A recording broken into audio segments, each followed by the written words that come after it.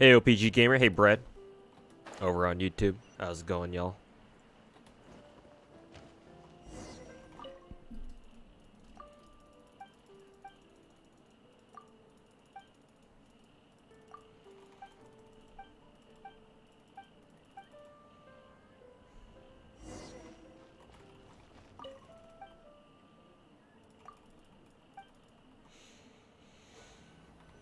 Alright, what did this dude ask me to make? Oh, it's milk coffee. It's, yeah. Coffee, milk, cream.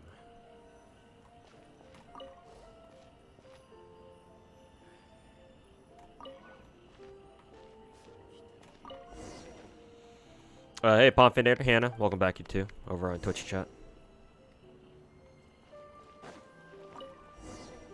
How's your day been going? It's been going alright.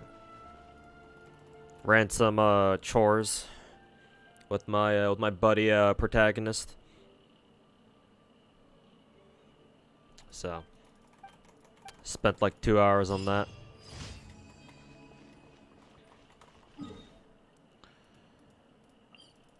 Gonna stream for a little bit, and then afterwards, me and my buddy protagonist want to go hit up some Master Chief Collection later, cause it's just for old time's sake. I think the Halo Master Chief Collection, Halo MCC, is on sale right now on Steam for like $10 only. So, and normally it's like what, 60 or 70. So pretty good deal, I'd say. So I picked it up. When he let me know about it, and yeah, we're gonna run some Halo co-op together later. So that should be fun. How's the job interview going? Some good news. The last one I did was for a company who told me that they want to do like a two-part interview with me. The first part being just an initial like 20-30 minute interview where they just get to know me and they figure out they try to, you know, they ask me a couple questions like, oh, if you're like this, how do you do this, blah blah blah, like almost like one of those mini personality tests or something like that, however, whatever you want to call it. So, after I did that, that was on, I think, January 31st, so what, 2 days ago? So they called me back earlier today, actually, when me and my buddy were at lunch. And, yeah, they were like, okay, we want to set up the second part of the interview with you, so he got a time, and they're like, yeah, sure. And yeah, I assume the first part went well enough where they're interested in they're interested in following up. So, so far so good. I feel like with this company, I've got the best chance so far. So, we'll see. Once we confirm a time, we'll get it going, and hopefully, you know, fingers crossed, I'll be able to get it. I just worry that my only worry is that if I do actually get the job, that means that it's going to interrupt my my content creation schedule, cause this happened. A similar situation happened, I think, 3 years ago. 3 years ago, 2020. What's it? 20? No, 2020. Yeah, 2020. Yeah, because back in 2020, I initially got fired from my old job. Except eventually I got it back. But for the time, for like the couple of months where I was unsure about what to do, and before my boss called me back saying, "Oh, actually, we kind of need you back, so you know, don't leave just yet." What is it? For a time, I was contemplating like working on content creation full time, because back in 2020, that was when my that was when I actually first started monetizing my Twitch channel. As in, like, you know, make the jump from, like, regular, you know, unmonetized stream over to affiliate, and then I applied for partnership as soon as I was able. And then, like, literally, like, a month after I applied, I got partner on Twitch. Usually it's not that fast. I know that a lot of people who were affiliates before had to wait, like, months before they were finally granted partners. So I consider myself rather lucky that I got my partnership like pretty easily and pretty painlessly. It's probably because I already had like a somewhat established YouTube channel back then. A lot more alive than, what my YouTube channel is nowadays. Or at least before my gacha addiction video, at least. Where the hell is... Oh, right here. So yeah, had I not, had I not been offered my old job back by my boss, I likely would have gone more serious into content creation. Because that was the whole point of me monetizing my Twitch channel to begin with, to try to make some money off of content creation and try to keep myself afloat while I decided like on what to do afterwards. Unfortunately for me, as far as like a content creation side went, I got my old job back because again my boss was like, wait a minute, like we still kind of need this dude back. So yeah, I got my old job back, so I continued working there. Had it not been for that, or maybe me getting my old job back wasn't, the sole reason. Because I could always be like, well, I could have always just focused harder on content creation while still having that job. Plenty of people do that, right? Content creation on the side while they pursue a primary career to keep them afloat, blah, blah, blah, whatever.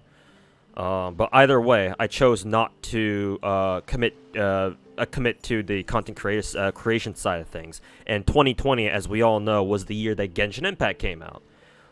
And so to this day, especially last year when I finally committed to trying to go full-time content creator, I was like, to this day, I still kick myself over my decision not to commit to content creation when I probably should have, because I was in a position to do the same thing, like for example that other like now pretty big Hoyoverse content creators like Mr. Slice and Fobmaster and Atsu and anybody else who rode Genshin's wave to be the CC that they are now, the content creator that they are now, with their current sizes and all that on social media and blah blah blah. I could have been that too, but I decided not to.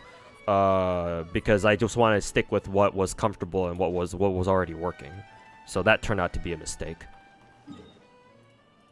I don't usually say that I have regrets in life, but if I did, that's probably one of the main ones. Not probably, it is one of the main ones.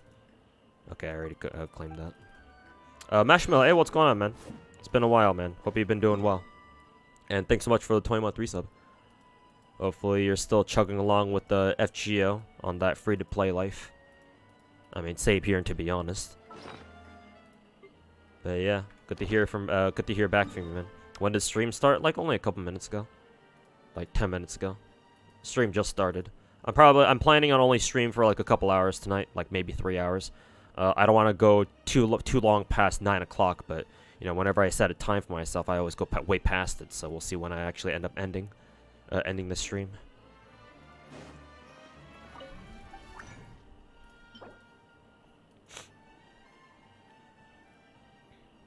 Mr. Streamer lacks critical information. Oh no.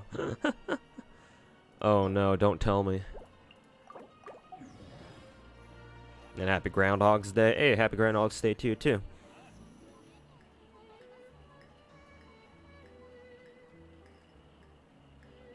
To celebrate, you should play Halo co-op on Legendary.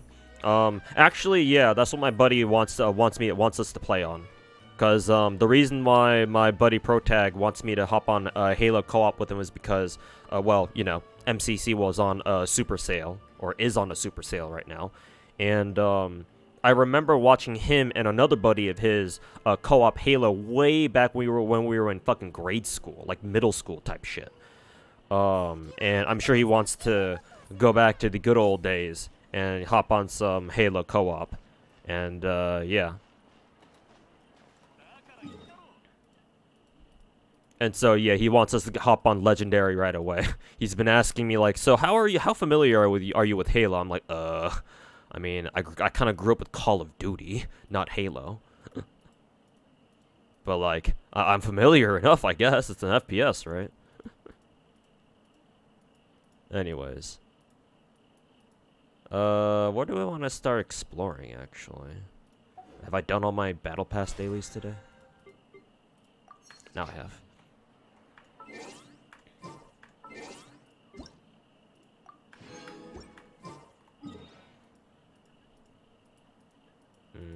Oh yeah, that's right. I can go around doing the Leyline Weekly. Job interview tomorrow. The second half of it, the second interview, right now that's pending. We haven't set on they haven't decided on a time frame yet. The lady who contacted me said that I needed to give her like several like time frames of possible interviews, and then she has to consult like one of her higher ups, so that way, you know, to make sure everybody's available, because now she wants to bring in another guy from their company to come talk to me and shit.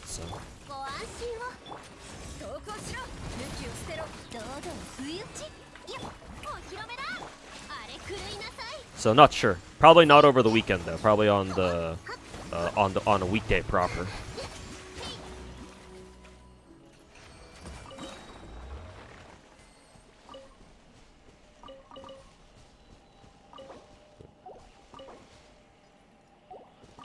You play 3 gacha games.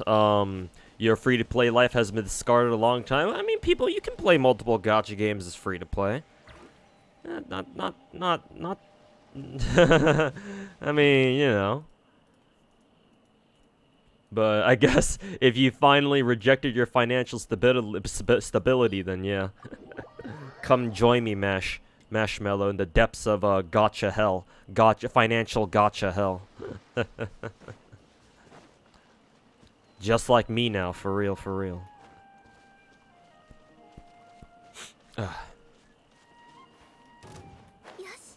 Oh, you're starting playing Star Rail? Did Mr. I wonder if Mr. Walks actually convinced you to come play Star Rail. That'd be funny if he did. But hopefully you're enjoying Star Rail, man. I mean, honestly, I feel like Star Rail is like such a perfect game for like FGO heads to play. Cause like, bro, it's like, hey, come play Star Rail. It's basically FGO 2.0. What are the ads attacking? Oh, the fireplace, yeah.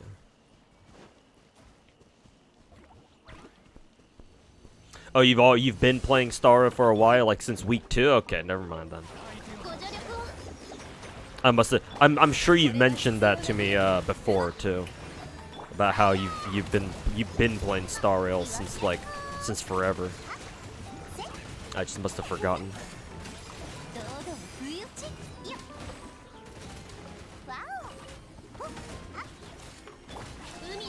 These guys aren't going to take any damage.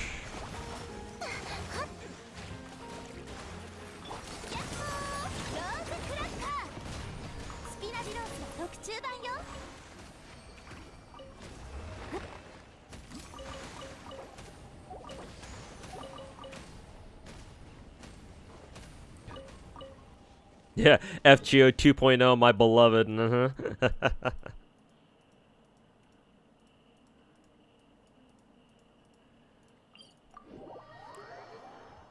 Losangle can rest easy knowing that FGO 2.0 is a reality now. Navia real cute. Yep. Yes, sir. The more I play Navia, the more I like her, man.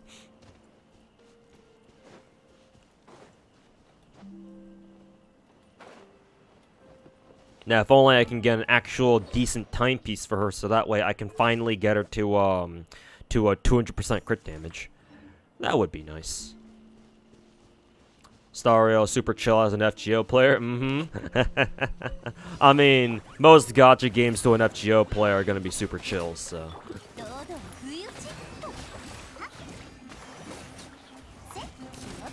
Comparatively speaking.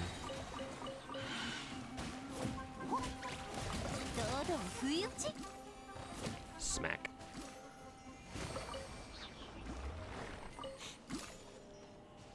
You play Star Rail while answering FGO questions.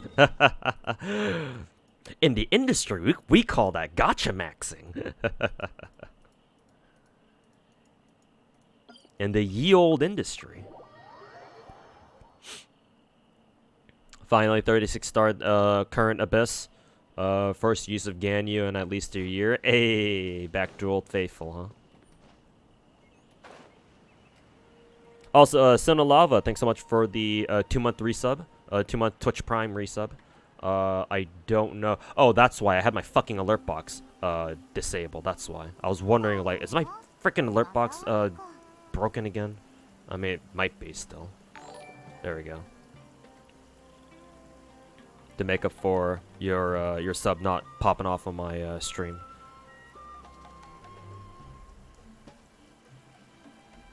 Oh, where am I going? But yeah, thanks so much for the resub. Greatly appreciated.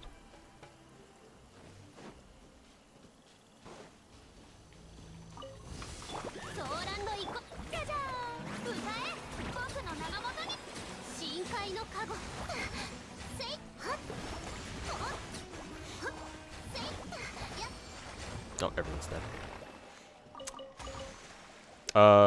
Star Rail is a lot more engaging than FGO is. I understand, yeah, the whole like 2D versus 3D thing. Yeah, part of the reason why Genshin got so popular because it's a 3D game instead of the usual 2D shit that virtually all gachas were before Genshin. Got any Oshis for Hollow, EN, and JP? Absolutely, yeah. My Kami Oshi, my absolute favorite VTuber of all time would be Toa. JP Gen 4. Yeah, Gen 4. As for EN, my favorite EN girl would be Callie. But I have Oshis for each gen. Let me just kill these guys first. But Callie's my favorite EN gen. Croni's my favorite council / promise member. And then I also really like Iris.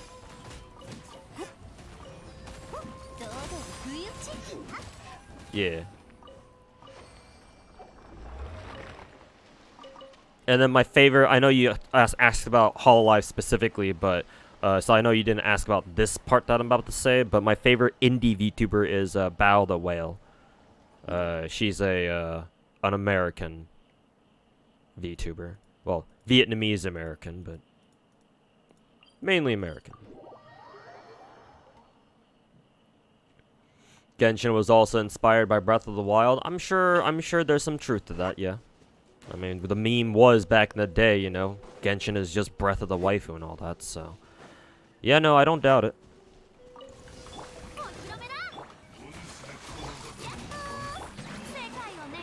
"2D is more, Coomer?" Sure, but, you know, for the average degenerate, weeb, yeah, sure. But, you know, you gotta, considering Genshin was designed for casual / normie play, yeah, you gotta think about them, right? But, yeah. I mean, Genshin has the opportunity to become Coomer. It's just MiHoYo doesn't want to go to those lengths, you know? Like, I've seen some of the mods for this game. Yeah, some of the mods go fucking crazy for this game, bro. So, Genshin, if MiHoYo really wanted to, if they didn't care about the CCP fucking breathing down their fucking necks, like, they could absolutely make this game a lot more Coomer. But they decided not to do that, so.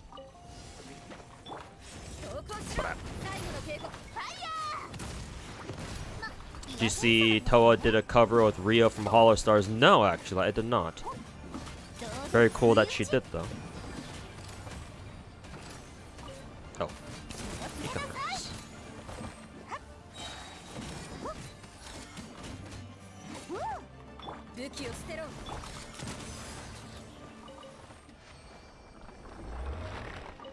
Navia, my favorite American blonde girl with the fucking halberd.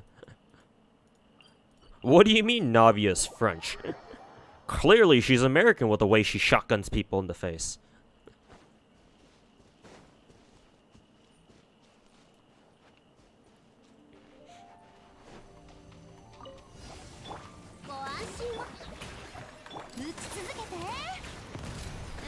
Genshin skin mods, the things you've seen. Yep.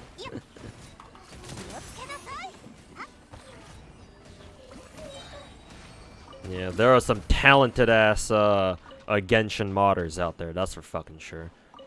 And surprisingly, they run the full spectrum too of like, you know, what you would expect out of modders, like your absolute degenerate, you know, big titty, big ass shit, to like some mods that actually legitimately look great.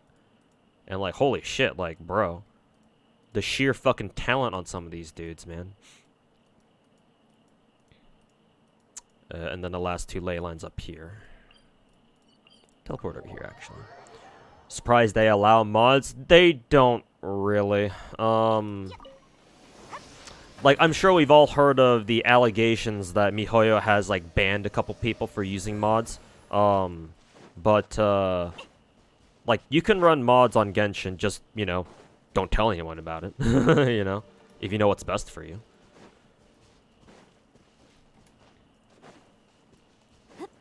I'm certainly not going to tell you where to find them. Like, you can figure that shit out for yourself. It's not that hard, but I certainly am not going to tell you. But it's not that they don't allow it. It's just like, you know. It's one of those things where it's like, they kind of don't want you to talk about it, kind of. It's like best if you keep it under wraps, kind of thing.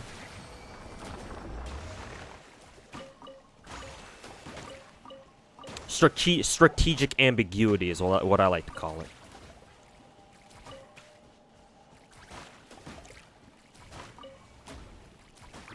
Also, Valen, thanks so, or Valen, Valen, however I say your name. I recognize your name. Thanks so much for the Twitch Prime sub. Like in Final Fantasy 14, they know they exist, but don't ask, don't tell. Yeah, exactly. That should be the case with any like game that has mods, or like, any like big company that has a popular game that people want to make mods for. Yeah, that's how the stance should be. Like, just don't mention it, don't acknowledge them, but like don't do anything against them either. Because like, I think that my honest opinion is that like all games should allow people to mod their game, or yeah, all games should allow people to mod them. Obviously, you know, because it's the internet we're talking about here. Obviously, there are going to be people who make some degenerate ass mods. So because of that, it's like, well, obviously, you know, it'd be bad for the developers. It would look bad on the developers' part if they were to acknowledge those. So it's like, yeah, maybe we don't need to do with acknowledging those. But like, yeah, like, mods help keep people's interest in a game way after they've lost interest in the game, right? They help extend the game's lifespan for a lot longer than a lot of people would be interested in the base game itself, right? So yeah, mods are great, but you know, because they're kind of a sensitive topic, best way to approach them is, at least from a corporate standpoint, is just to, like, you know, don't talk about them, but don't do anything against them either. Just don't acknowledge that they exist, and that's fine. Strategic ambiguity.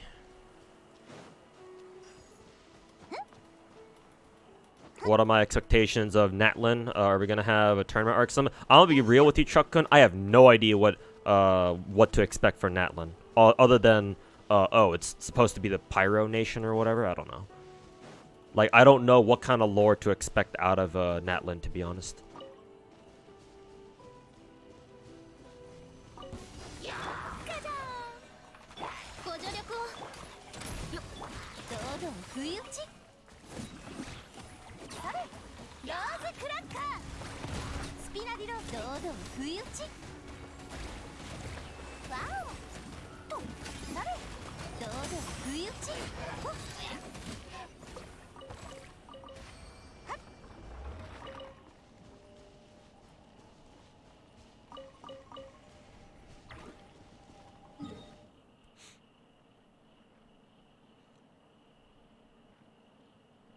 I'm pretty sure you can run mods just that if you decide to stream it for whatever reason, don't have a UID out in the open. I mean, personally, I wouldn't even, as a streamer and as somebody who has a pretty whale-ass account, personally, I wouldn't even risk streaming with mods, because I just don't know where MiHoYo stands on, like, what their official position is with mods. And it doesn't help that, again, there are allegations still floating around that, yeah, MiHoYo will ban people for using mods, right? Yeah, I'm just not even sure, so I just want to play it safe, you know? So I don't bother with them. I don't bother with them at all. I just, you know, appreciate from a distance, and that's about it. Okay, that should be all 10 ley line runs. Yep, there we go. Alright, to start the stream off, we will do a quick multi, or throw a quick multi at Shenyun's banner. So it should be 6 multis now. And still no gaming. Fantastic. Alright, let's start exploration then, shall we? Let's see. I think I will start here at the northeast. You downloaded Blue Archive, got through the prologue, and doing Arknights next before you make a choice on which one to go more ham on. Okay. Yeah, get a feel for both games, see how you like both of them.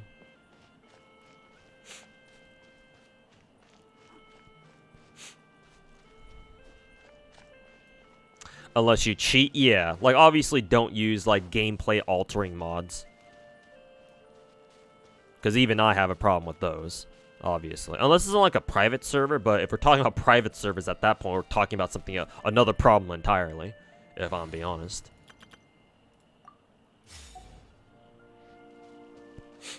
Like, account reselling, but, account reselling isn't allowed, but no one's gonna actively hunt you for it. Yeah, in most cases, yeah, unless it's like a suit, unless like it somehow becomes a really big deal. Like, for example, I know that. Remember that? I don't know how many of you guys remember this, but do you guys know? For those of you guys who know the modding scene for Genshin, I'm sure you guys are familiar with the modder named Hazaker. I think that's how you pronounce his name. Initially, he made a mod called Bottom Heavy Mona. Coincidentally, I have Mona right now. And MiHoYo, it was either MiHoYo or somebody else. But his original bottom heavy thick Mona mod got taken down from what? From this certain modding website that I shall not name. Because yeah, it got a huge amount of attention because his original tweet blew the fuck up on Twitter. Honestly, I think that was my first introduction to, like, what the modding scene actually looked like. Because I had heard of Genshin mods before then, but I think the bottom thick, or the thick bottom, whatever that mod's name was. The Mona mod that Hazaker made was my first actual look into the Genshin modding scene. That was kind of like my gateway drug, if you will. But then, yeah, that mod had to get taken down because it just attracted so much attention. But all of his other mods afterwards are fine. They've been left alone because none of them have attracted as much traffic or, you know, generated as much interaction as his initial Mona one did. So, yeah. As long as your mods, like, don't attract the attention of, like, the general public or whatever, or generate a whole lot of attention, then yeah, more or less you should be fine. Mainly because MiHoYo doesn't feel it necessary to spend, you know, spend time and effort trying to ban your ass, right? What is this again? Peculiar stone carving. Use adeptal energy granted by Fujin to move these things with ease. Maybe look at stone carving. Looks all too carefree. Curious which is what was the model after. Listen to the language words, put them back in the correct places. But remember, not all stone carvings will return to their original positions willingly. Okay, so basically we gotta fight them.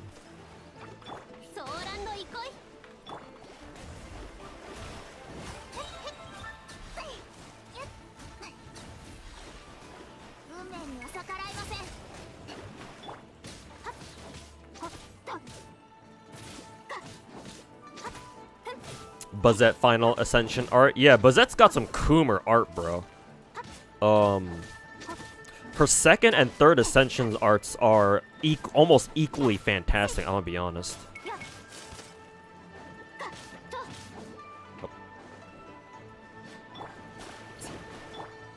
Nice, okay.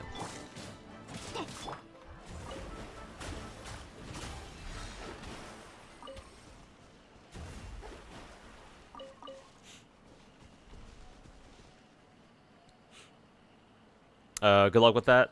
If you need nerd shit, feel free to ping, preferably on Discord. So someone would download Genshin, whale on a band just to use the mod for his waifu, so if nothing else, mods generate revenue for them. I mean, hell, even just skins generate a whole bunch of interest in your character. I mean, hell, you see me run Ganyu and Shenhe right now, and I plan to buy their skins later at a future time, because we got plenty of time for now. So hopefully I don't forget to buy their skins. But like, yeah, like I've already had a handful of people in my stream be like, I wasn't interested in Ganyu or Shenhe much before, but now that they have these fucking skins, all of a sudden it's like, oh wow, I actually want these characters now. Yeah. So yeah, people will definitely get like their favorite waifus or something just to be able to put out, just be able to use a mod with them. For real, for real. Left click, yeah. How do I use Adeptal Energy again? I hardly fucking paid attention to this. Whee! Maybe this? Okay. Oh, okay, it's like the, Fontaine, like the Fontaine shit. Kind of? I have no idea what to do here. E? Like this? Okay.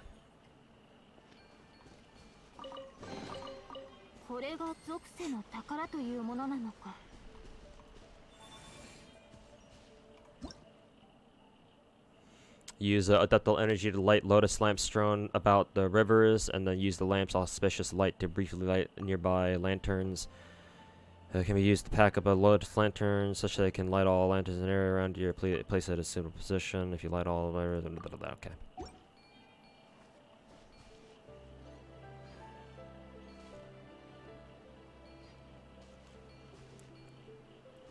Okay.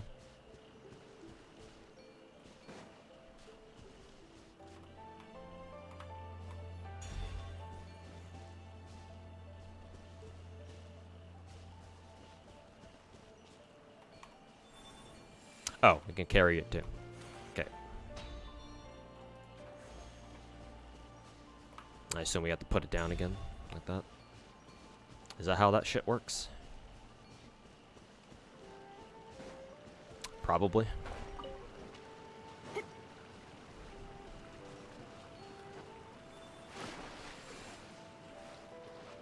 I don't know what happens when we put it here. Whoops. What are these things even for anyway?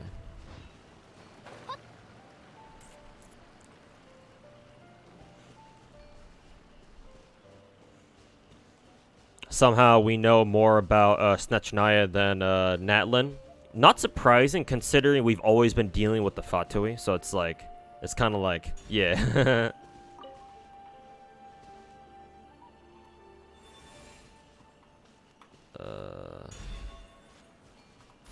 Oops. Does this matter at all? No, it does not. Oops.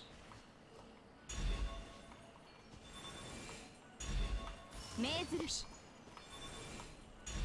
Okay.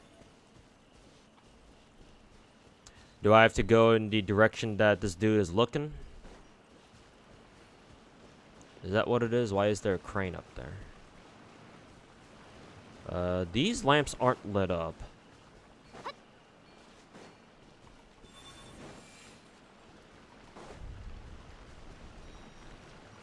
Okay, they do get lit up, let's see. So put that one there. They all need to be lit up? Okay, that makes them a little bit more sense then.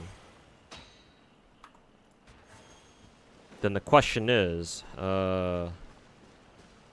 how do you light up all of them with just one lantern? Okay, the lanterns look like they stay lit on their own for a while. So yeah, I guess I just run around and lighting up all of them because they'll stay lit up for a little bit. Is that how that shit works? Not particularly.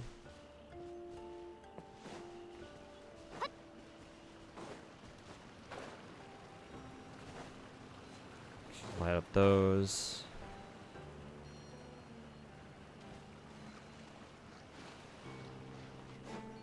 Yeah, because I think by the time I reach the last set of little lamps here, the first set fades away. So, is there like a second lantern I need to get, or am I just overthinking this like usual?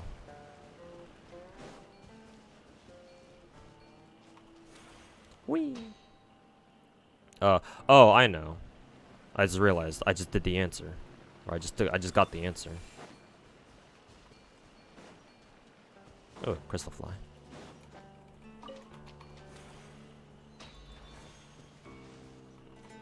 Let's see here. Okay. Oops.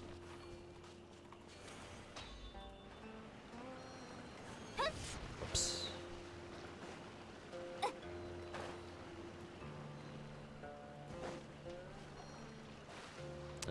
That didn't work, huh? Alright.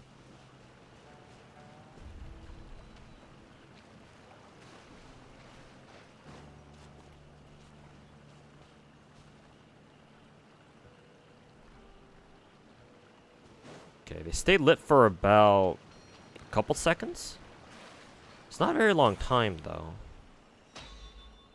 Like this. Ugh. Can't really swap over to them fast enough. Yep.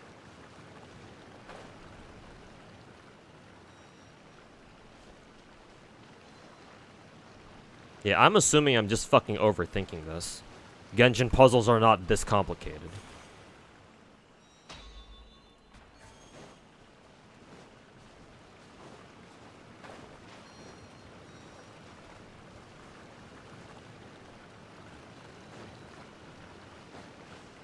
Yep.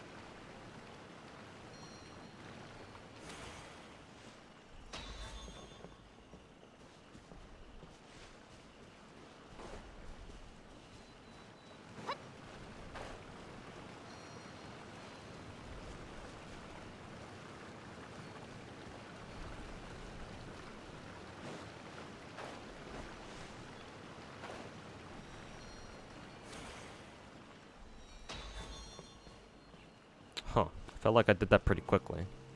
So, clearly that's not what I'm supposed to do. Yep. Yep.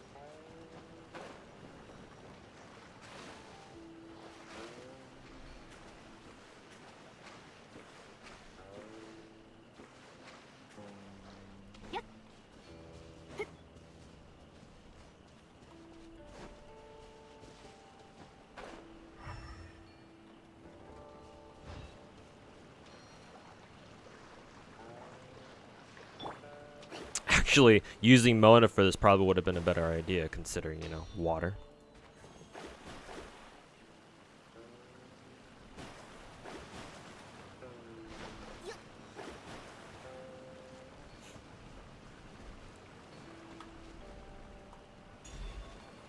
Okay, we'll get there for the time being.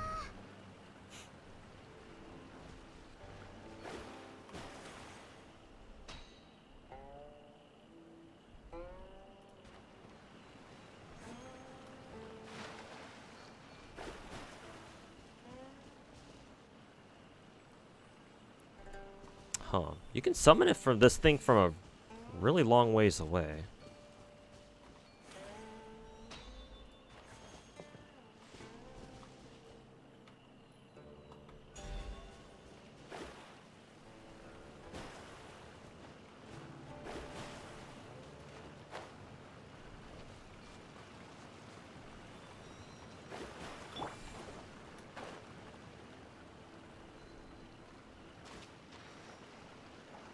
Alright.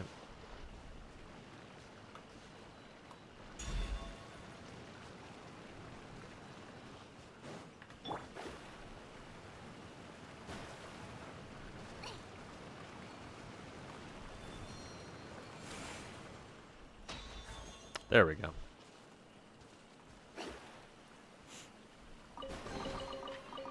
Took me a little bit, but I guess I wasn't overthinking it. That's actually what you had to do.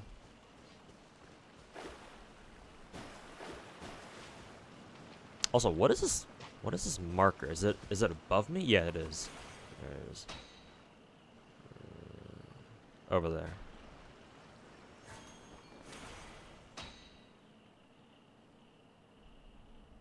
Is that thing? Yeah, it is. Okay. Oh, I guess it's this region's version of like an Oculus or whatever the fuck.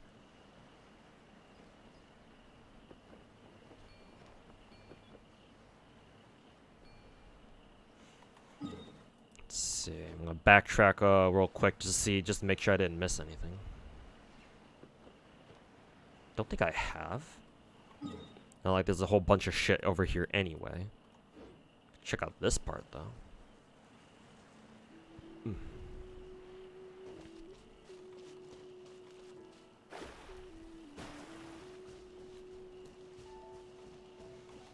Am I gonna make Snowbreak content like guides or challenges? Probably not. I'm playing that game just for pure enjoyment. I don't know. Like I still have very little clue what the fuck I'm doing in that game. Let's see. Okay. Ah, like that. So probably not.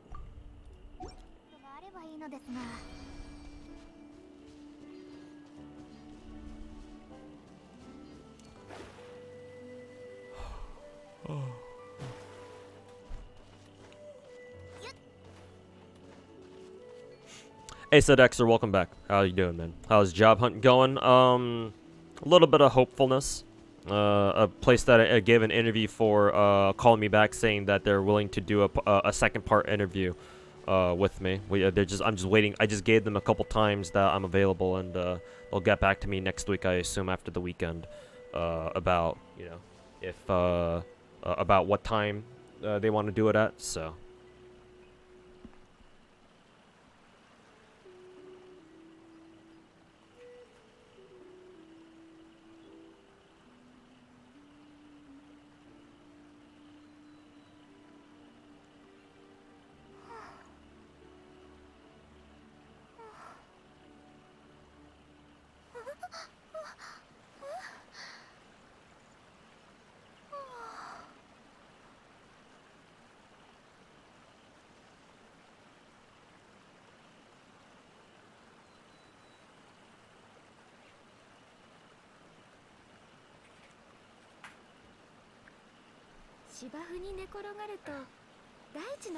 Hopefully the light at the end of the tunnel actually shines. Yeah, fucking seriously, man. Hopefully.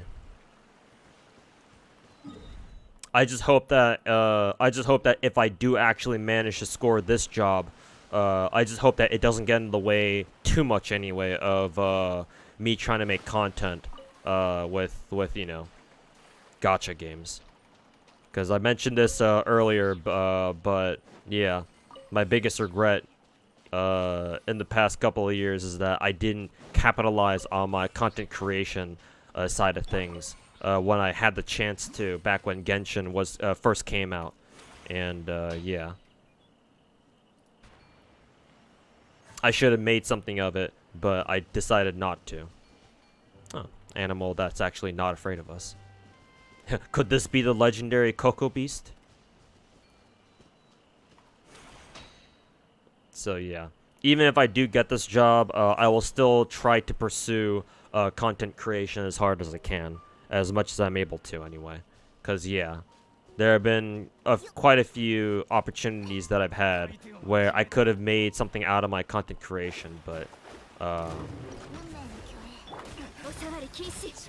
just decided not to because I was comfortable with what I had at the time.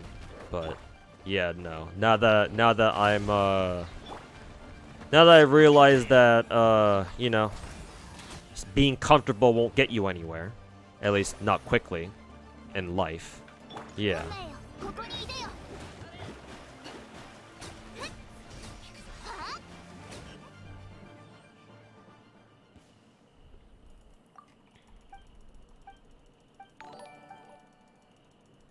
Frost Wolf, thanks so much for the 17-month resub. Welcome back.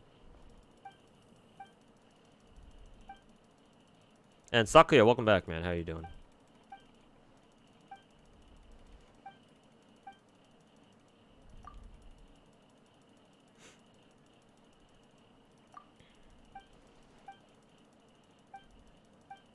Glad to be back. Hey, thanks for returning, man. Much appreciated. Fob Master kind of started out the same way, as in like what? Like he had a job first, and then he slowly transitioned to into content creation. Usually, that's how things go. Usually, if you're I would say that's a safe way to do content creation. Have a job that supports you, and then you do content creation on the side, whenever time allows, like as a side hobby until maybe, and you work on it for long enough until maybe one day your content creation becomes your main job. That's always the dream, isn't it? So yeah, I'm just saying that I felt like I could have joined him and the rest of the others back when Genshin first was starting to blow up. But I mean, I guess I can look at it this way. Even back when Genshin Impact first came out, I only was playing like, because Genshin Impact was my 5th gacha game, right? I've actually picked up a lot of gacha games. Like half my gacha games I picked up in the last 3 years ever since Genshin came out. So if I think about it, like a part of the reason why my gacha addiction video is doing so well as it is because I've only released it just now when I can say, oh yeah, I'm actually playing 10 different gacha games. If I were to make a video like that, 3 years ago, it wouldn't be as impressive because I only played like 5 of them back then, not including Genshin. And obviously Genshin wouldn't really count because, you know, if I had made a video 3 years like that 3 years ago, then how long would I have been playing Genshin for, right? So your Mona is actually cracked. Mona is probably one of my most heavily invested characters in the game. Makes sense because she's my favorite character in the game. I build my Mona a little bit differently. I actually run normal attack Mona instead of 4-piece emblem, nuke burst, nuke ult builds that Mona should be in. Though to be fair, I think a quick swap nuke Mona builds is usually it should be her most efficient anyway. Normal attack Mona is actually not that efficient, I don't think. And a lot of the time, whenever I do use Mona in Abyss, I play her like a quick swap anyway. So it's like, the way I play her, or the way that she should be played, when it comes to optimal playstyles, she should run 4-piece emblem anyway, to begin with. But I run her with normal attacking, in a normal attack build because I don't give a fuck. But yeah, my Mona has some of my best pieces in the game. Because I've worked on her steadily over the past, 3 years, basically. Anytime I have a chance to give her a better artifact, I take it, basically. So yeah, my Mona has 74, 164. She's only got 137 recharge ER, which is actually really, really low. But again, I run her a normal attack build, so that's whatever, it's fine. That doesn't really matter. She gets her ult fast enough anyway because she has a 60 cost ult because MiHoYo thought that was fair. Yeah, R3 Skyward Atlas. And as you can see here, she doesn't run 4-piece emblem. She runs 4-piece Heart of Depth. She has my best Hydro Damage Cup on my account. Double crit with, it's not quite 40 CV, I don't think. Is it actually? No, it is 40 CV. Yeah, it's easily 40 CV. And with the spare roll into defense, flat defense too. So the rolls that it did get were all really, really fucking good. Pretty good timepiece. It's about the best timepiece that I'm able to get. I'm pretty sure this is 40 CV too. Yeah, 40 CV cup, 40 CV timepiece. Pretty good feather. Could be better though. I think this is actually 40 CV too. Barely. Yeah, 26.4, 14. Yeah, 40.4. So 40 CV cup, 40 CV timepiece, 40 CV feather, 40 CV flower. Actually, is it 21? Or yeah, that's easily 40 CV. What am I saying? 40 CV flower, and then, well, I mean, this is her circlet, so what did you expect? Honestly, her circlet's probably her weakest one. The dream circlet would be get her a crit rate circlet with crit damage and ER somewhere. Because maybe 40. I would actually be happy if she got like 40% ER instead of 37. But it's good enough for her anyway. But yeah. Yes, I'm using Atlas, which is why my Mona does a lot of damage. Yeah, I don't use a crit stat weapon on her. I could maybe like swap around like say give what is it, give one of these lost prayers to Mona. I could, but I've decided to just run Mona with the Skyward Atlas instead. Actually, I have 2 spare copies of Skyward Atlas. I could legit just give these to Mona because fuck it. Like, I could. However, for the time being, I'm leaving them alone just in case we get more Catalyst, like 4-star Catalyst users in the future, and, you know, I want to give them like a 5-star weapon or something like that, I don't know. But I could. It's an option. Just to make my, just to beef up my Mona even harder. Hey, Bama, how's it going, man? Thanks so much for the 41 months. This is an FGO? Yeah. Hopefully you're watching Pocket roll for Bazette right now. Because I believe she's rolling for Bazette right now. FGO question, what do those white coffee pots do? Those are called, what, like teapots or whatever? They double your bond, your bond gain, I believe. They massively increase your bond gain for that fight. However, they are consumable items. They are one-time use items. So the idea with those is that you look for like fights or quests that give you a shit ton of bond, and then you use them on those quests so you can get massive bond points from one fight. But again, they are consumable items. They are one-time use only, which is why they give you multiple of them. Also, they have a time limit, so if you don't use them within the time limit, they just expire on their own anyway. Right now we have the Valentine's event going on. There are some fights in the there are some quests in the Valentine's event where you can get massive bond points. So the idea is that you want to use your teapots during those quests.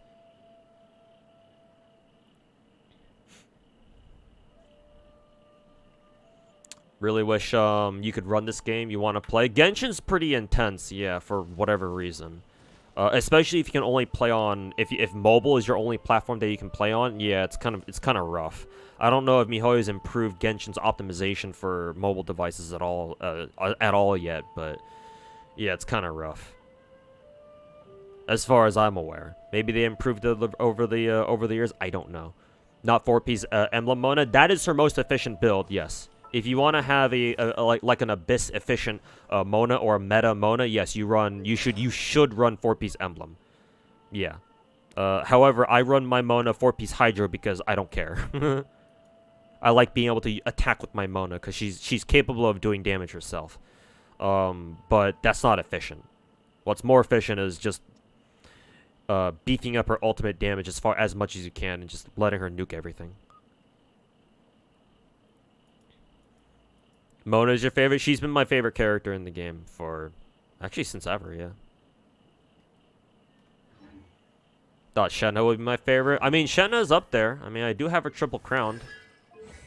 Any character, any waifu that I triple crown is indicative of me thinking that they're one of my favorite characters in the game. However, if we're talking about who's my absolute favorite, it would have to be Mona.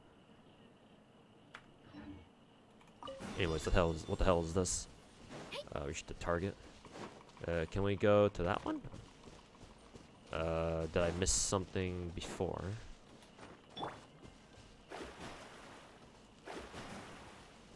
Oh, right there.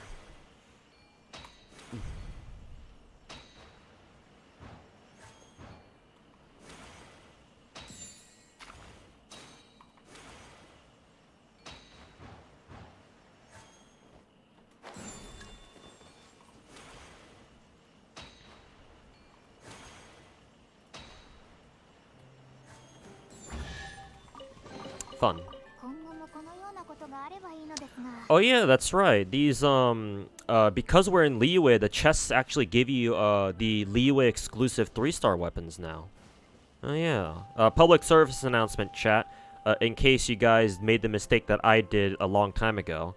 Remember that Liyue has the unique 3-star weapons that you can't get anywhere else. Let me show you what they are. But yeah, in Liyue you've got some Liyue exclusive 3-star weapons. I believe though they are Halberd. I think White Tassel? Because you can get Black Tassel, this one, from gacha. Just from any of your weapon rolls. But White Tassel is, I think, one of the Liyue exclusive ones? Or maybe you can get it from gacha, I forget. But Halberd for sure is one of the Liyue unique 3-stars. Skyrider Greatsword should also be one of the unique Liyue 3-stars as well. This is gacha, this is gacha, that's gacha. Fillet Blade is also another one. Unique 3-star. Dark Iron Sword is as well, but I think you can only get this from an NPC. Yeah, I don't think you can find it. You can find it from Overworld. At least I don't think so. But Fillet Blade, yes, you should be able to, which is why mine is at R5. What else? I believe Messenger is Messenger a gacha or a Liyue exclusive? I forget. Well, either way, got an extra copy of Messenger here, so time to refine it.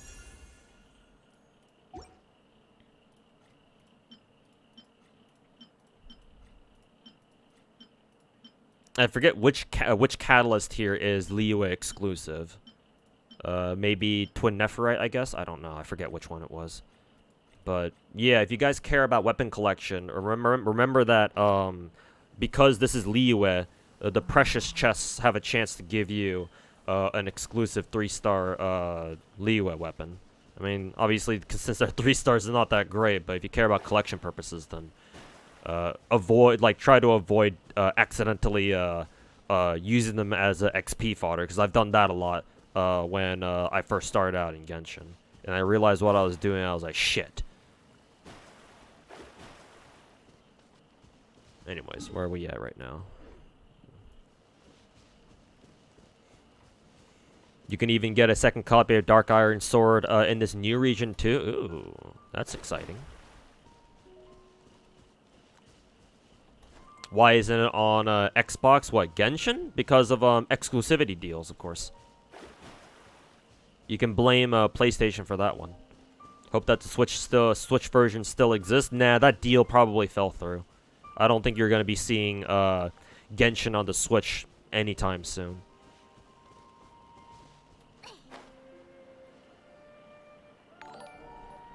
Do you have gaming? No, unfortunately not. I've done like fucking like at this point 13, 7, 6, yeah, 13 multis. Still not a single gaming.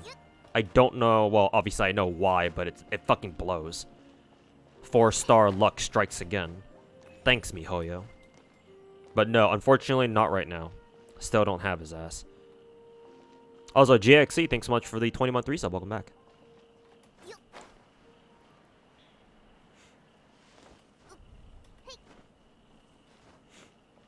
Who has the best cake? Topaz, Kafka, Eula, or Shenhe? I mean, let's be real. They all have great fucking dump trucks.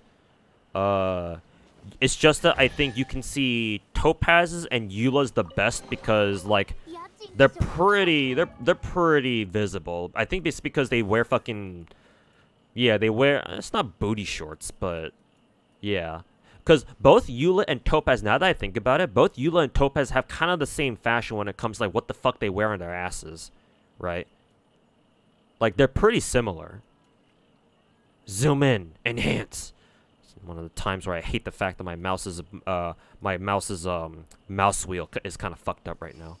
But yeah, like, don't Topaz and Eula kind of wear the same shit when it comes to their fucking butt cheeks? Because I forget if Topaz has on, like, booty shorts or whatever. Kind of drawing a blank there. But yeah. Point is, both Eula and Topaz have very defined, what they're wearing really accentuates their fucking dump trucks.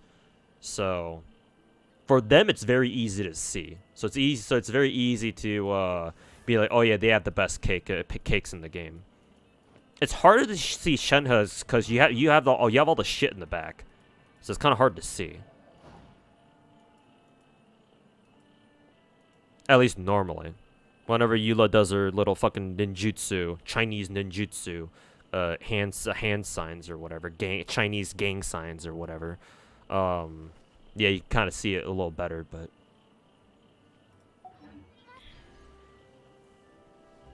And same with Kafka too. I will say though that Kafka, you can really see her ass whenever she uses her technique. Because when she uses her technique, the animation that she does, she crosses her legs while standing, and she like fucking clenches her butt cheeks. So you can really see Kafka's ass, super well defined when she uses her technique. Don't ask me why I know that, or don't ask me why I've been able to make that observation. Oh, jump. 瑠璃のように落ちなさい。ご助力を。これが運命です。運命の虚栄。Can I show you my Mona too? Yeah, sure. Toss me your UID. I'll take a look. Have I played Genshin on mobile? Technically, yes. For like the first year or so, I actually did have Genshin on my tablet because that's actually how I paid for packs in Genshin, was through my tablet. Because I think back in the day, when Genshin first came out, they didn't have, or maybe they did. Maybe I just paid through my tablet just to be safe. But yeah, I did have Genshin on my tablet, but it ran so fucking ass on my tablet that like I wouldn't be able to play it for like more than like a minute before the game found a reason to crash on my ass. Suspiciously, it didn't crash at all when I was paying for packs. I wonder why that is. But yeah. But functionally, no. I've never played Genshin on mobile. I've never actually seriously tried playing it on mobile, I should say.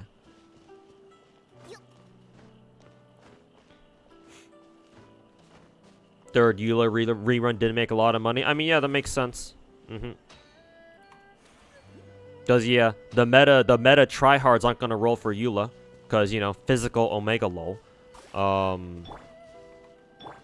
And since this was Eula's third rerun at this point, or third banner at this point, yeah, anybody who wanted Eula as a waifu probably already had her at that point. So yeah, not a lot of people. The people who were rolling for Eula. What is this? Oh, it's more another spirit carp. The people who were rolling for Eula were the people who didn't have her yet. But obviously there's not a lot of people who don't have her yet, so.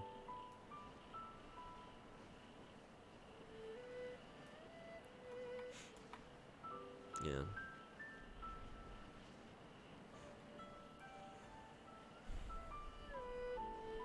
No chance to fit current version of Genshin on Switch. Yeah, especially 3 years later with how big Genshin is now, just file size wise. Yeah. Would be very hard to do at this point. Yeah, I agree. Oops. Fucking missed a point blank shot. That's embarrassing. Oh. No more artifact space. Well, don't mind if I do.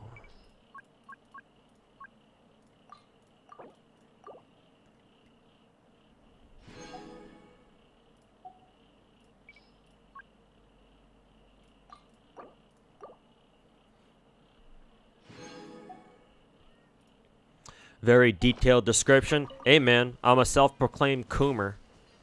I love talking about some degenerate ass Coomer shit, bro.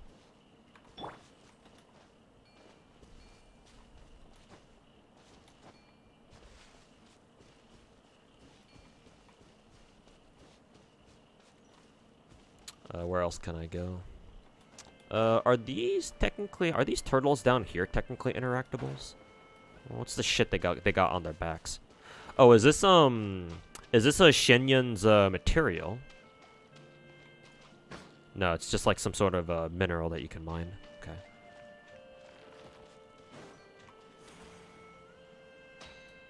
I mean, maybe it was who was it? Maybe it was Shenyun's ascension material. I don't fucking know.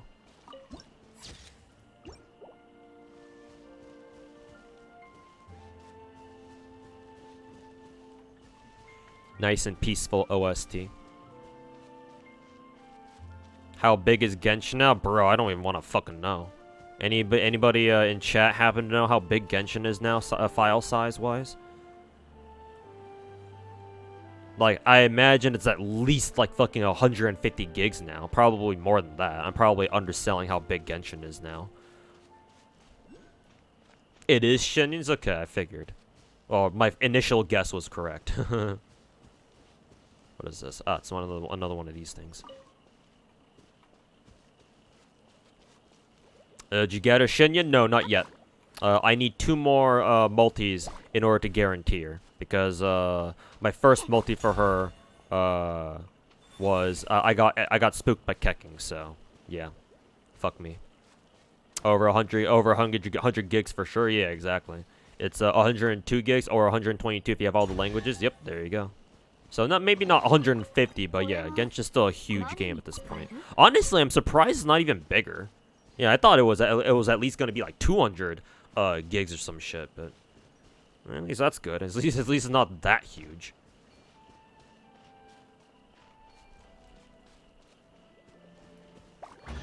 Oh.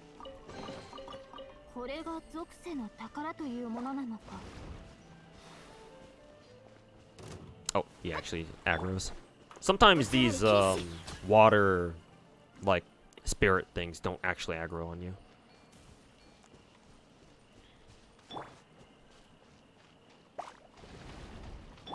These ones are probably aggro on me too. Yep.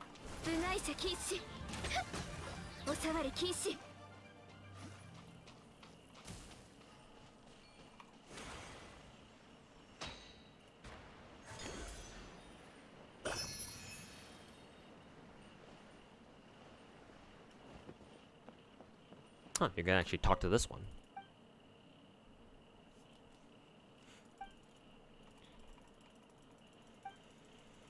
Is the 11 summon banner with paid Saint Quartz worth the money? FGO? The current one with the Bazette? Bazette is not a must-have servant. I don't know what the fuck this I don't know what the fuck this piece of fish that that bandit just gave me was.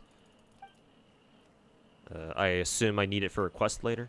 If you're talking about Bazette and FGO right now, she's not a must-have servant. She's unique in that she's the only servant in FGO who has a counterattack state, thanks to her NP, or basically her ultimate.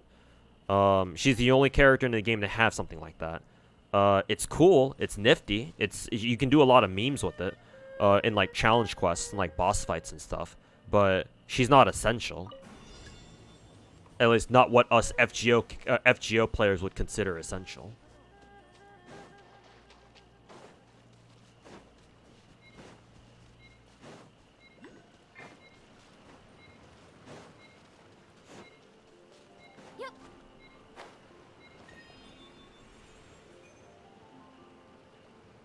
The fuck did that do?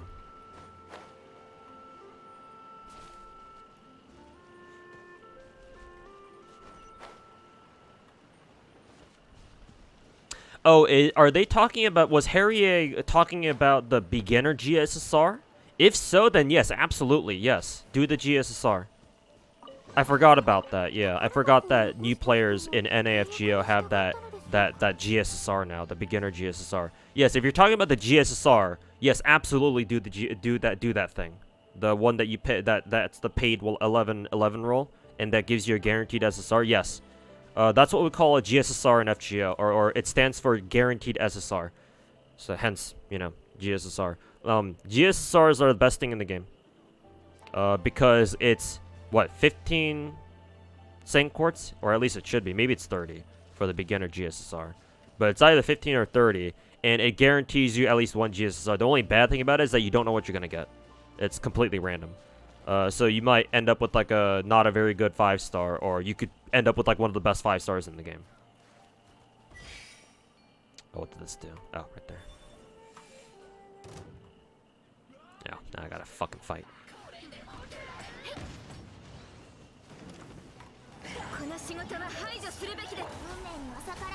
Hey Fox you, how's it going, man? Welcome to the stream. Thanks for stopping by. Pyro shield, how cute.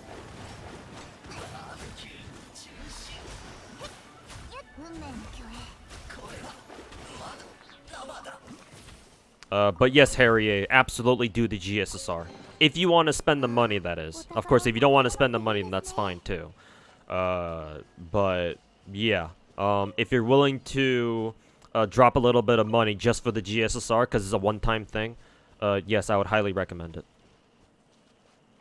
Because the average rate to get a 5-star in FGO is so uncommon, especially for free-to-plays. Unless you just get absolutely lucky, you just get 5-star like it's no big deal. Because some players actually do have that kind of luck.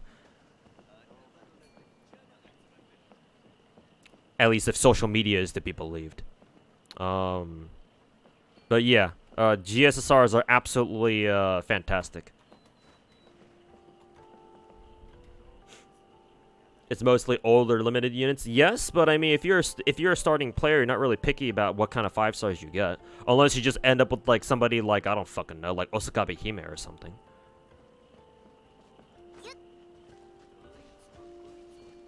Yeah, like they're not gonna be like current like 2024 uber meta characters, but like they'll help you they'll help your early game by quite a bit. FGO is just one of those games where if you get a 5-star, and you've been playing FGO like early game FGO without a 5-star, the moment you get one, it's pretty transformative. Like it's almost night and day difference playing FGO or a gacha game like FGO with or without and then with a 5-star character. 5-star characters in FGO are very strong. Even just stat-wise, because 5-star characters in FGO are the only ones who can reach level 90. And obviously, the higher level you are, the more stats you have as a character.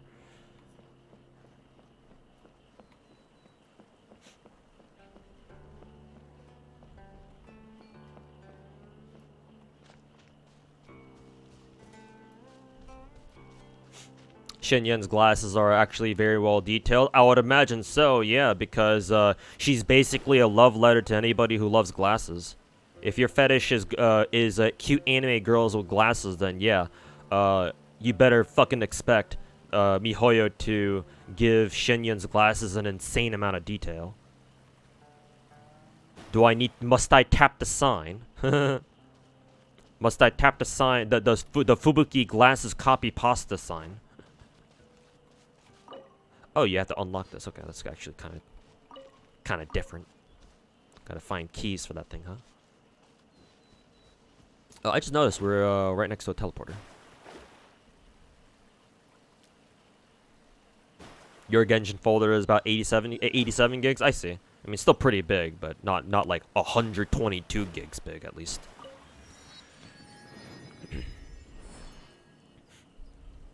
Mobile Genshin is just pain after trying. You kind of understand why people hate Ganyu and archers as a whole. Yeah, I can't imagine archers and like trying to aim shots with the mobile games or on mobile devices to be like to be easy at all. I imagine that's gonna be a fucking pain.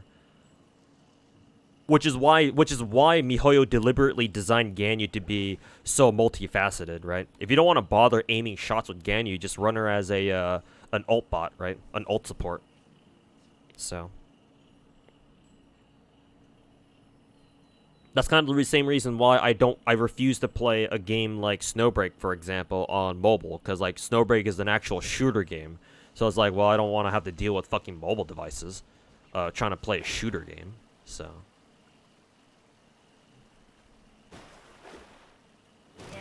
Ah, there are two of these guys here.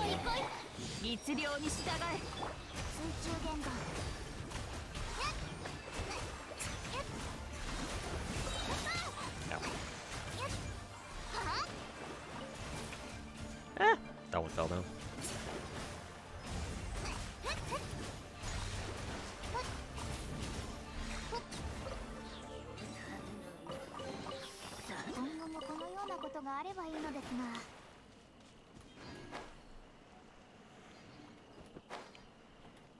Snowbreak is on mobile? Yes. Or at least, last I checked it was. But it should be. Where did that thing even go? Oh, all the way down there. Wow. That fell pretty far. And yes, Pomfinator, Ether Gazer still doesn't have a mobile client yet, unfortunately.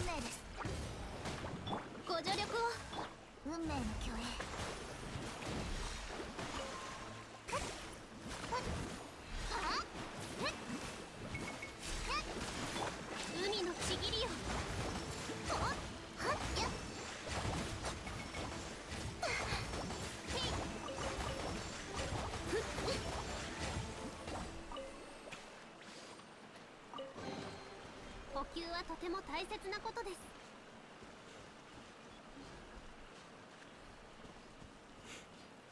What are the specs for it? Is it like Genshin? It shouldn't be as big as Genshin because Snowbreak just came out. Well, I shouldn't say it just came out. It's been out for about 7 or 8 months. It's going on a year. It'll turn a year old. It'll have its anniversary this upcoming, I think, May, if I recall correctly.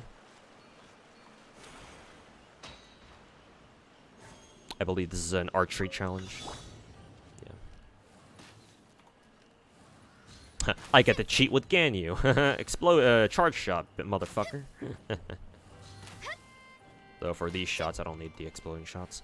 Or the charge shots, rather. Did you hear Star Rail's coming to Apple Vision Pro in a few days? Oh, that's funny.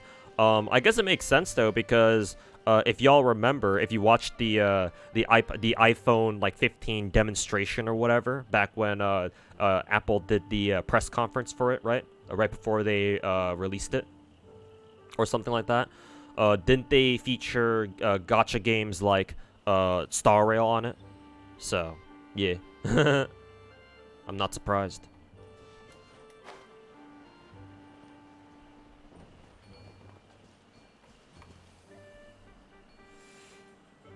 What is this?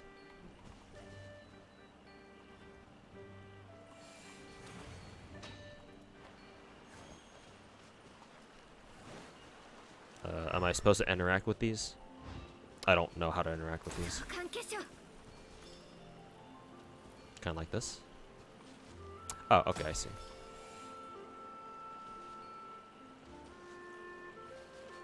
There should be another teapot over there, yeah.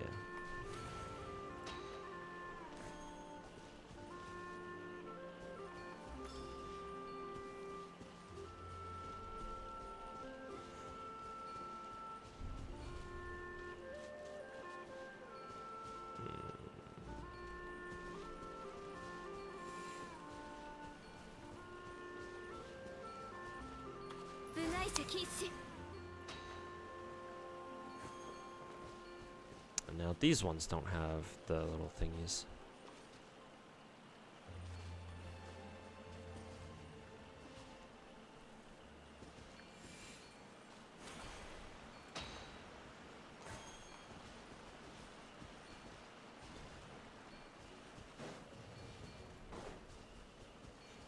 There must be like a fourth teapot that I am missing somewhere.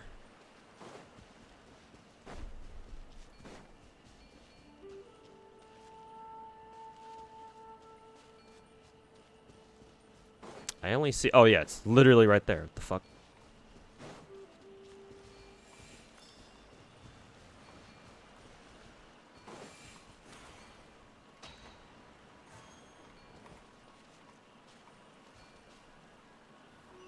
Yeah, there we go.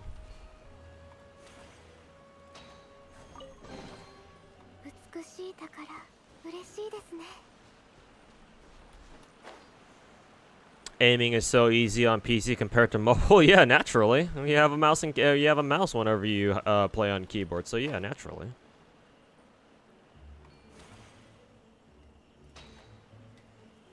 Like, to be honest with you, Genshin is meant to be played on PC. I'm not gonna lie. If you play Genshin on mobile, like, if that's what you prefer, then that's fair and all. Like, play it on whatever platform you prefer. But like, at least play it on console. Like, mobile doesn't do Genshin justice, in my opinion. Like, unless you just have such a good device and like you're able to play Genshin on like pretty good quality or like on pretty good settings, where you know you get like the same vibe from Genshin as you would like playing it on a console or on PC.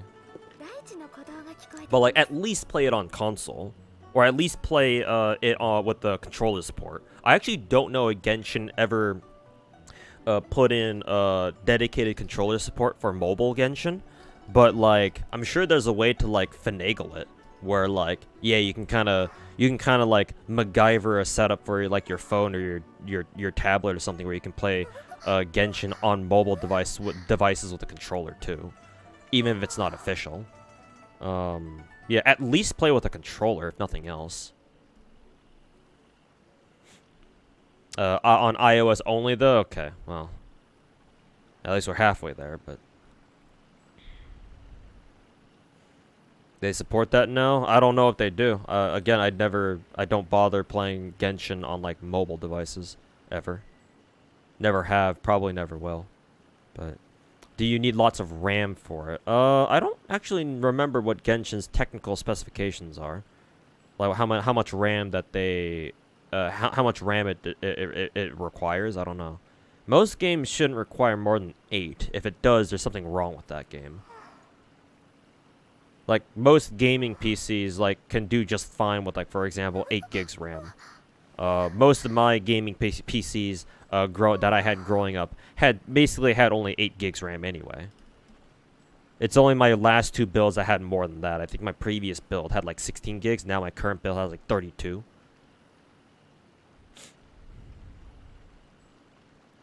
So, is Amos bow necessary on Ganyu, or is Harp good enough? They're both good. They're both fine. Like, Harp is more of a stat stick, and Amos bow actually, like, well, if you want to be technical about it, Amos bow is more proper, because Amos bow has that passive where what is it? It increases normal and charge attack damage, so that's obviously relevant. And then the further away a target is, the more damage it does. Or the more damage a charge attack or normal attack does. So, Amos bow is great if you want to go for like a charge shot Ganyu build. So that's cool. But if you want a more general, like a more versatile, like more well-rounded Ganyu build, then Skyward Harp is fine. Ain't nothing wrong with this. I mean, huge base attack. It's crit rate main stat, even if it only gives 22%. It's still good.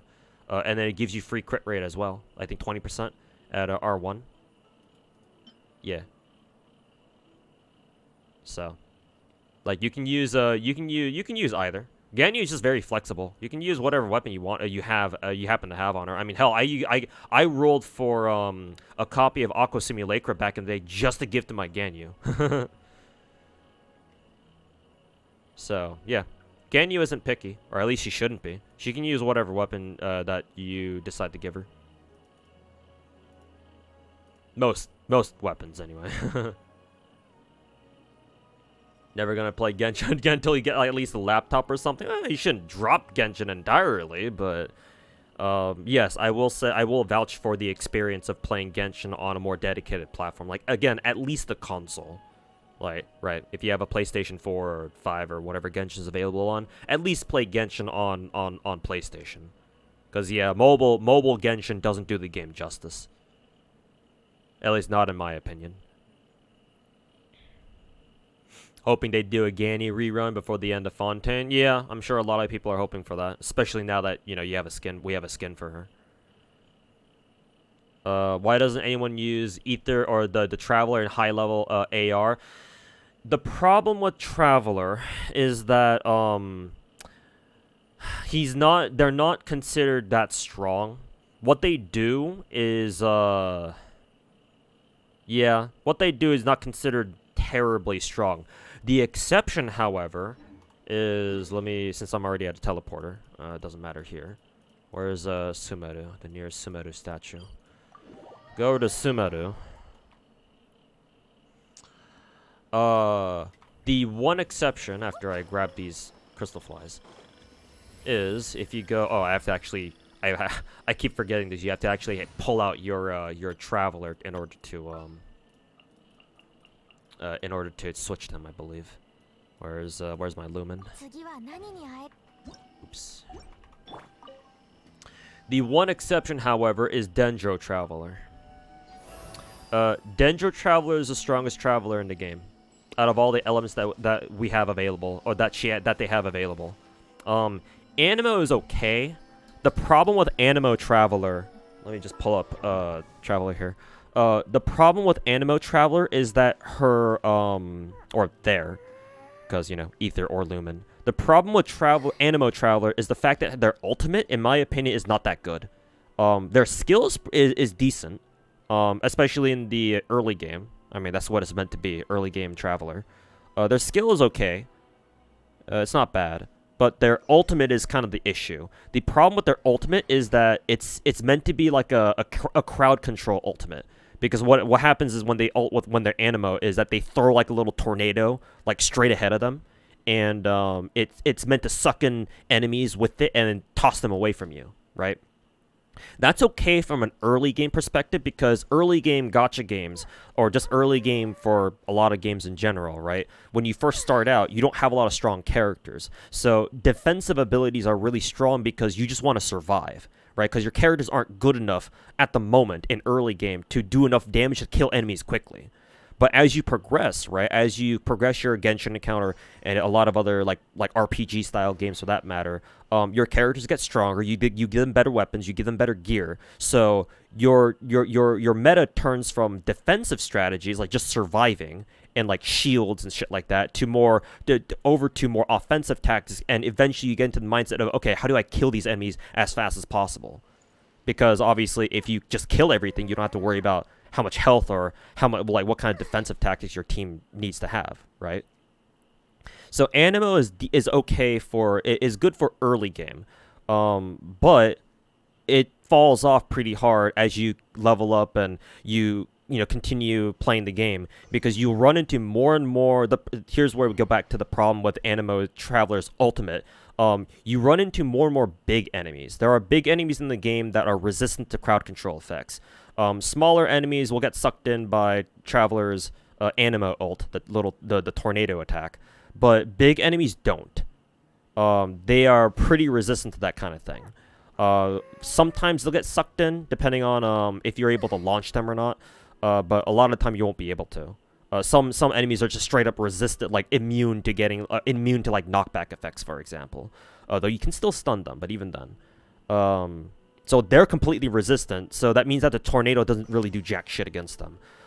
Even against smaller enemies, the tornado ult is kind of bad. You'll come to realize that they're kind of bad, because in Genshin you want your enemies to be close to you so that way you can keep doing damage to them, right? The whole thing about Genshin is about, elemental reaction, shit like that. So you need to put elemental applications on them. If they're far away, you can't do that as easily, because a lot of characters in this game are melee. And even with your archers, unless you're talking about like Yoimiya, who can go like machine gun normal attacks or whatever, and just snipe people from downtown.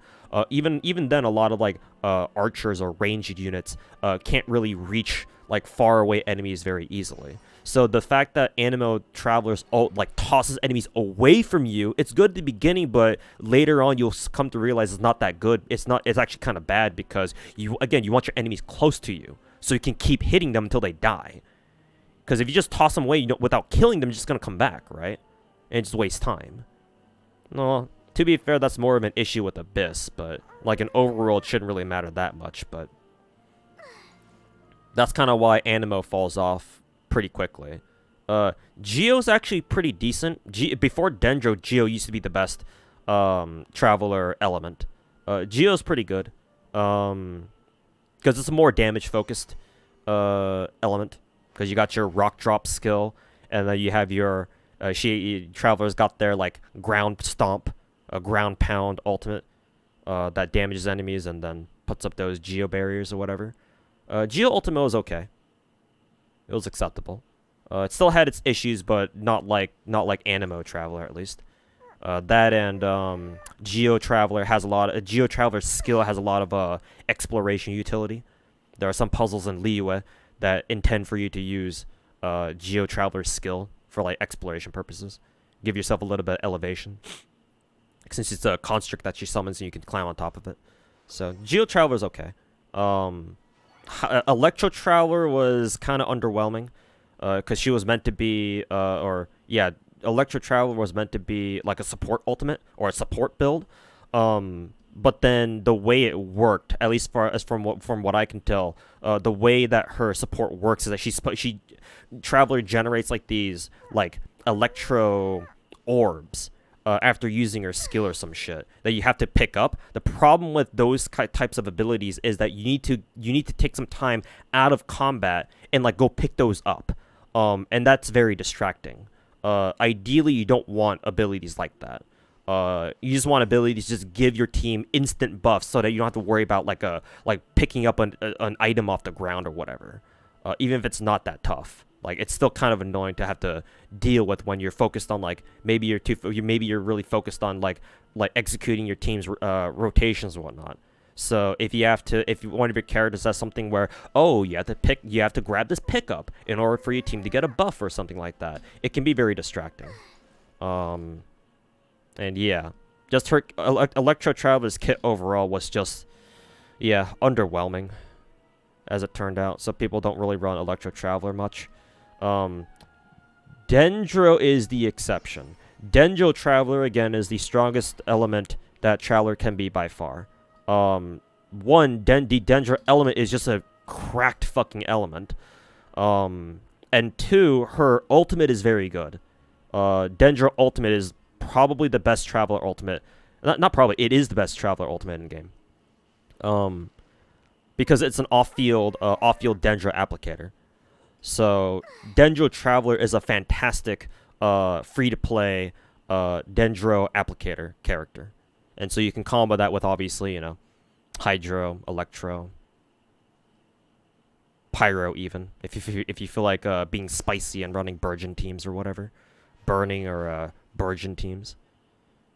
So, yeah. People always run Dendro Traveler. She's the one. Dendro Traveler is the one exception.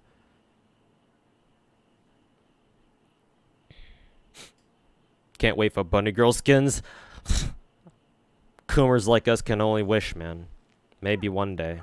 Maybe one day Mihoyo will have the balls to put in a Bunny Girl outfit for our waifus in Genshin. I eagerly await the day. Forgot about Electro Traveler, honestly, and yeah, I don't blame you. And finally, Hydro Traveler from Fontaine. Hydro Traveler kind of has the same problem with Electro Traveler, where, yeah, it turns out that their kit is kind of underwhelming. So people don't really use them. Yeah. Again, this is the only exception. Dendro Traveler. Because she is by far the strongest. And it definitely helps that Dendro is just a really, really strong element, as it turns out. I'm the only one on Twitch that actually explained to you why people don't use Animo anymore. Hey, man. I'm the type of person where somebody asks me a question, I try to answer it to the best of my ability. Because one of my pet peeves all throughout life is that I hate it when like you ask somebody for help, right? And then they just give you a half-assed answer. I would much rather sit here fucking wasting half an hour explaining everything about one simple question than just spend half a minute be like, oh yeah, it's because of this, this, and this, and don't explain it properly. I fucking hate that. So, yeah, I might just go on and on and on about like whatever stupid dumb question people ask me, but I treat them all equally. I will give you the best answer I can. So, I feel that's for the best. Better to over-explain than to under-explain. Unless, of course, you don't like that sort of thing. If you prefer people under-explaining shit, but I don't think most people are all like that. I don't think. I think most people would rather have people over-explain some shit rather than under-explain it. Because like, if you under-explain it, what the fuck was the point of you answering in the first place then, right? Anyways, that's Dendro Traveler. Where was I again? I think it was here. There we go.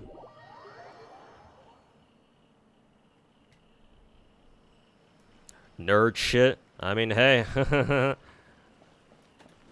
Guess what? Nerds run the world at some point. Nerds run the world. I mean, hell, MiHoYo has their whole logo, right? Tech otaku save the world or some shit. I mean, to an extent, they're not wrong. I just run around here. Whee!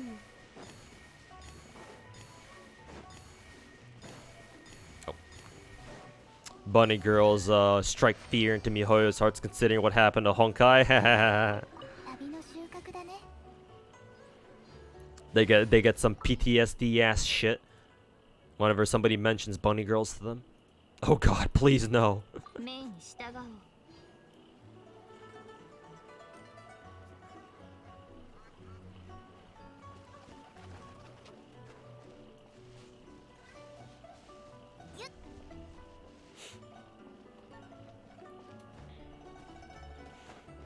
They can only be tamed now.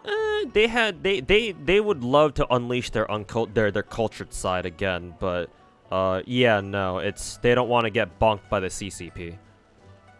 That's the main thing. Because let's remember what Nicole's initial animations were like during Z3's initial closed betas. Before they said they had to censor her, too. What the Z3's CBT2 or whatever.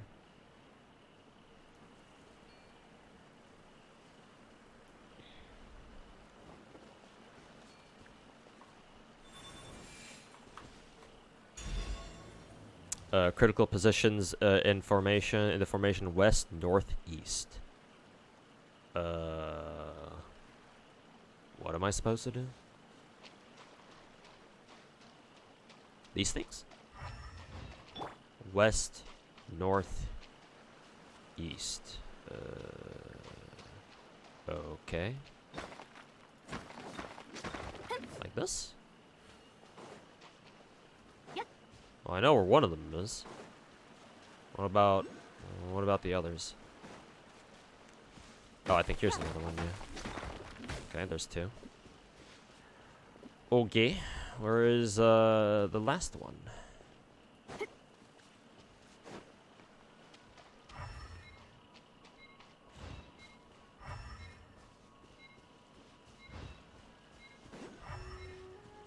Ah, right there. I'll just do it again because I won't have enough time to destroy it.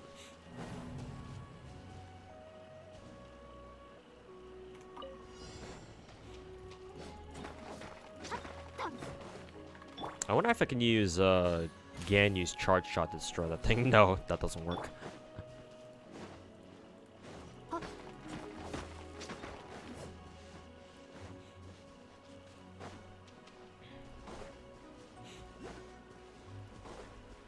They should release cultured mods under pseudonyms in the modding community.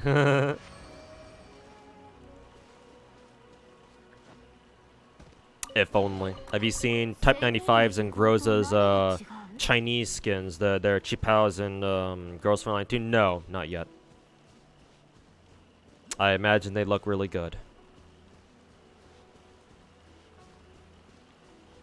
Nicole is really hot because her titties were basically bursting out.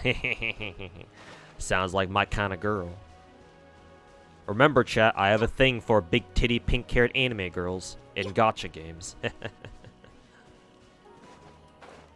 Damn, sounds like my kind of lady.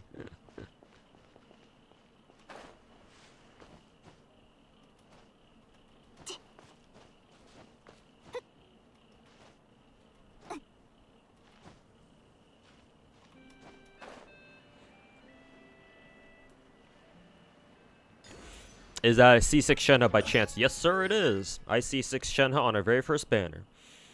But yes, this is a C6 Shenhe, C6 Shenhe. And my Shenhe is one of my best geared characters on my entire account. I'm very proud of my my Shenhe build.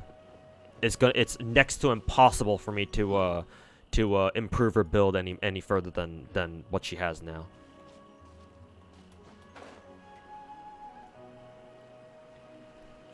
Nice KFC wings, yes. I got it specifically for Shen. Actually, I don't remember if we got the that whole wing glider, the KFC wing glider event, the Twitch event, back when we still had Shenhe. I forget if it was before or after we got Shenhe. Probably before. But yeah, as soon as we got Shenhe, I was like, oh, I know what wing gliders to give her, and I gave her the Wings of Feasting one, just as a joke. Oh, these guys. Wow, that missed.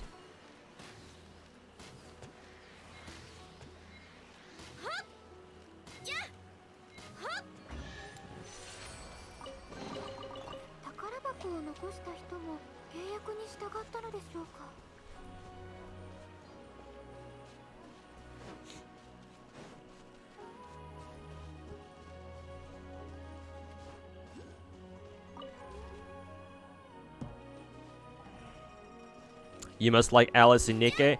Funnily enough, I didn't like her in the beginning. Well, it's not that I hated her or anything. I just didn't care for her in the beginning. But then I kept getting gaslit by Alice fan art everywhere because everybody else really likes her, and so now I actually like her too. I've been indoctrinated. It's a psyop by the Alice shrimps from Nikkei. It's a fucking psyop, I tell you. Now I've been forcefully converted into the Alice fandom against my will. So now I actually like her. It also doesn't help that I've spent the last like 2 or 3 months investing a lot of resources into her. So now she's technically one of my strongest characters on my account. It's just that I need to level up Maxwell too if I want to give her like the best team possible. Because I think Maxwell works very well with Alice because she buffs charge attack characters like snipers and rocket launchers, I think. Oh, there's another one of those things up there.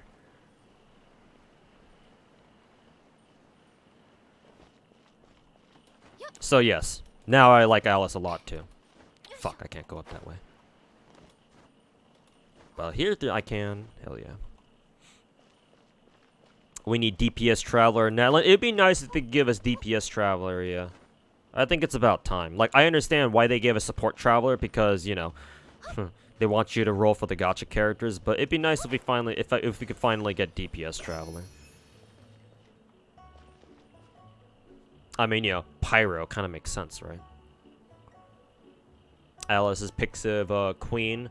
She's definitely a very common Pixiv waifu, yeah, for sure.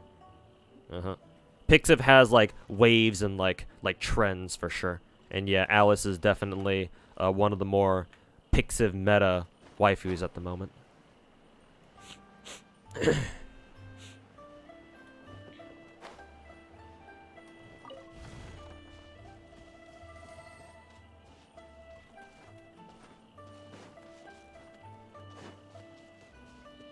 The power of art? Yeah, shit, man. You kidding me? Plenty of degenerate ass weebs pick up gacha games because they saw enough fan art or like enough dojins of this one character from a gacha game, and they got intrigued enough, or maybe they jacked off enough to them where it's like, okay, okay, fine, I'll try out this game. They start playing because of one fucking character that they fucking goon to in a fucking dojin or like fan art somewhere, like an image set somewhere. So, like, it's more likely than you think, man.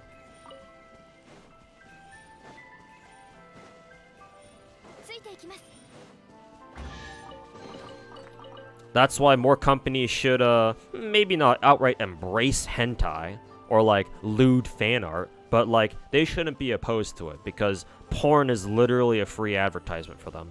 I mean, that's why Overwatch stayed as relevant as it did for so fucking long. And, of course, in their infinite wisdom, Blizzard tried tried to curb the amount of porn that people made of their Overwatch characters. Yeah, bad move.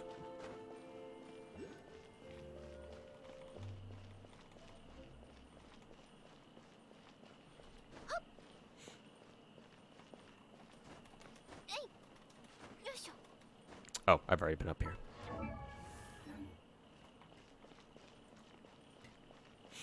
Why play if you can wank yourself to Pixiv? I mean, the rational thought would be to just, you know, not play gacha games and just, you know, if you have a character you like that's from a gacha game, don't even bother playing. Just enjoy the cultured art you find of them.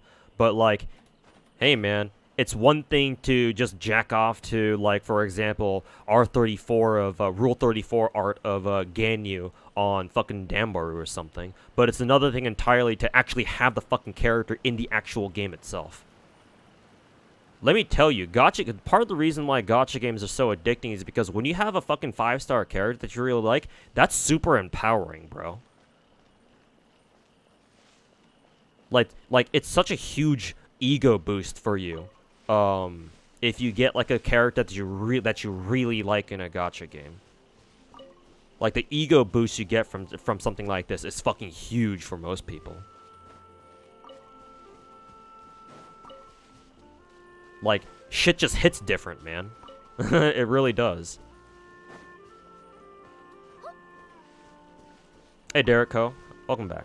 Well, actually, I don't know if this is your first time here or not, but welcome to the stream. Most important point in gacha games are character designs. Yeah, 100%, bro. 150%. If you don't do your characters right, nobody's gonna fucking play your game. Well, not nobody, some people will, but like, if Genshin Impact, for example, didn't nail its character designs most of the time, then yeah, it wouldn't be anywhere near as popular as it is now. Whole point of the games like these are to fucking sell the characters. If you don't do that, then what the fuck is the point? Let's go over here. Nuck behavior? Oh no, what is Nuck up to now? Is Nuck being sus again on Discord?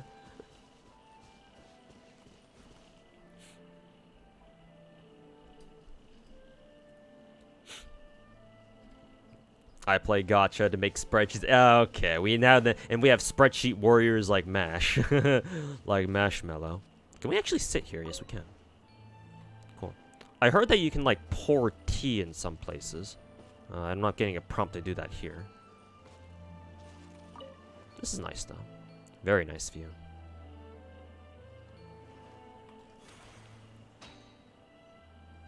Let's see. We can go up there. Whee! Not enough altitude here. First time hanging out in stream. Hey, thanks, man. Thanks for hanging out. Appreciate it.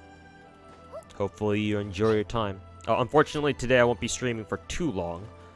Just wanted to get in a quick little stream. Because I probably won't be streaming over the weekend because I want to work on another big video that I've had in mind for a little bit. But yeah, I'll be working on that over the weekend. So I just wanted to squeeze in one last quick little stream here. But appreciate you stopping by. Hope to see you again in the future. Fog's kind of annoying. I don't mind the fog too much. I consider it part of like the atmosphere or part of the environment. So to me, it's not so bad. But I get what you mean.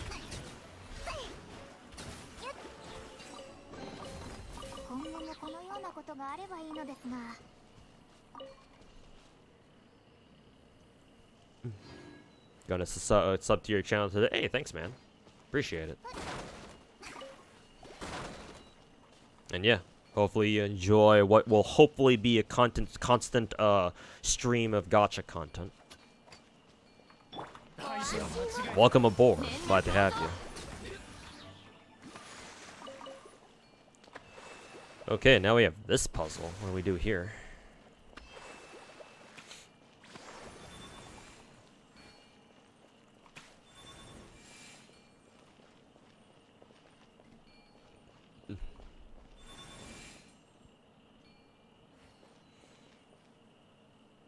What the fuck did you just say? The left of the altar?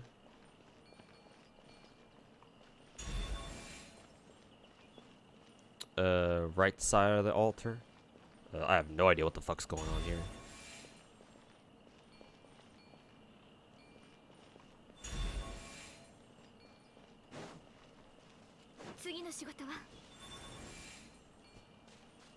Okay. I'm assuming I can only pick up like one piece at a time.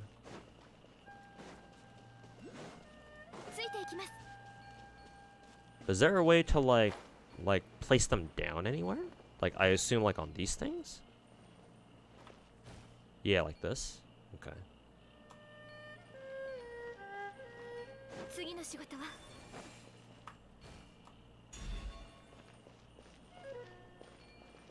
Kind of looks off still.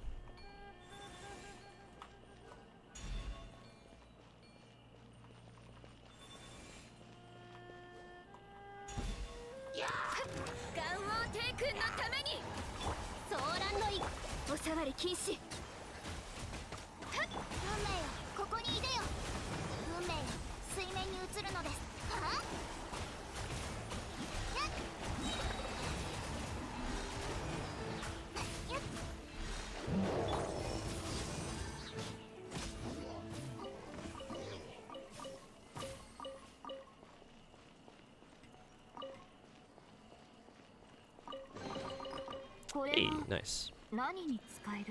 Good old precious chest. Got an interesting read for you. It's long, so you can do it on your own time. It's really cool. Regarding what? Ooh, we got some robots here. Yeah, to go have a nice day, bro. Hey, thanks, man. Thanks for stopping by. And yeah, catch you next time, bro. 未熟者め。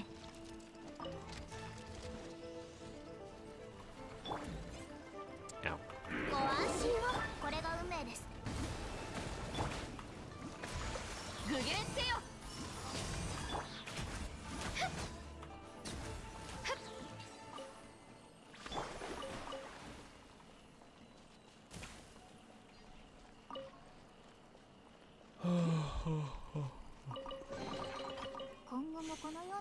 Also very demoralizing if you spent your monthly income on Christmas bonus and trying to get Pizzette and not getting her. Yep. Gacha is a bitch. That happens. Try to brush it off as best you can.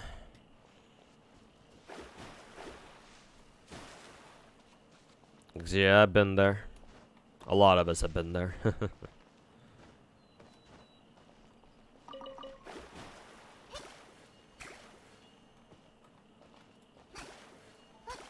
Huh, you can't actually break that barrel.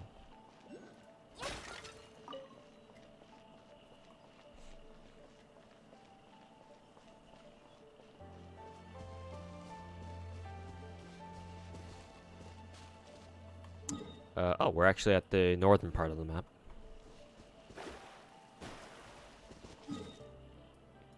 This feels like this would be like the gateway into like whatever region is north of here.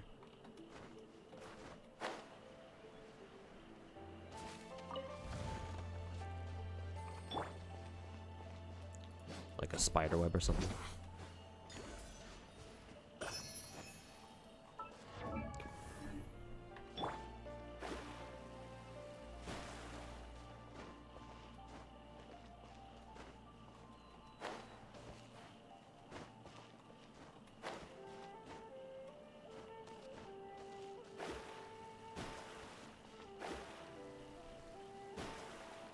Random ass chest up here. How do you unlock this one?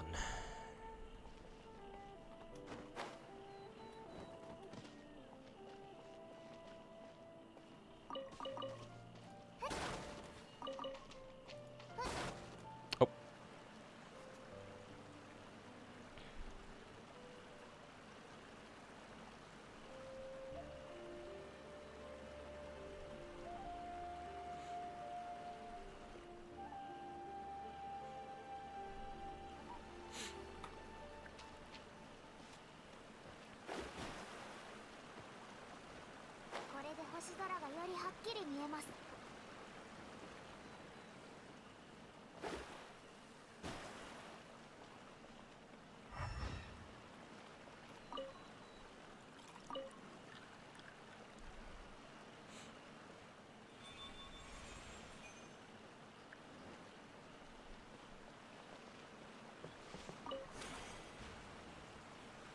Whee! Nice.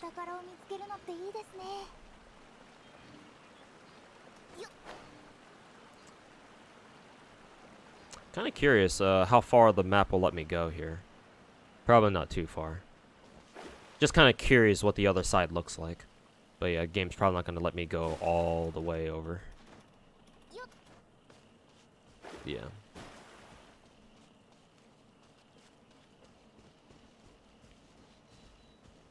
Let's see. If I look over there. Oh, okay. You can see Fontaine's Mountains from all the way out here. That's pretty cool, actually. But yeah, the mountains are a little bit too high over here for you to be able to see what's beyond here. Furthest you can go is maybe here. Oh, that's cool. More mountains towards the north. Probably just placeholders for now. Still kind of cool being able to see beyond that though. What is this place? I don't remember being here. What do you mean, just luck sacker? Yeah, uh-huh. Just get lucky, forehead. Yeah, just guaranteed 100% luck sack strategy. Just scream free to play, by the way, whenever you whenever you roll for your favorite characters. Works 75% of the time, every time. Or I should say, works 50% of the time, every time. Speaking of rolls, let's see here. Nah, I still need 800 more Framo gems.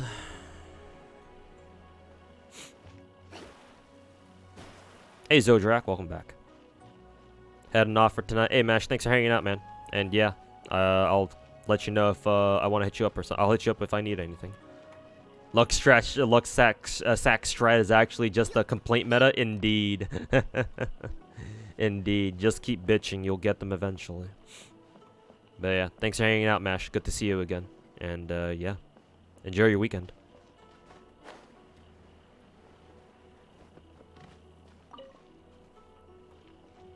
Chenyu Adepti. Does any character actually need this? I would imagine so, right? This isn't just like a food item, is it? Maybe somebody like gaming probably needs it. I don't know.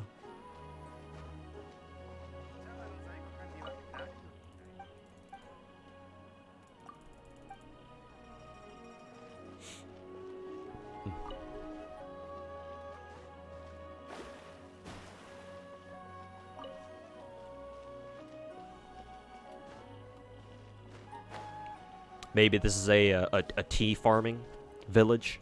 I mean, obviously, what do you think all these people are doing? It's like, what the, it's like, I think they're farming tea, guys. I don't know.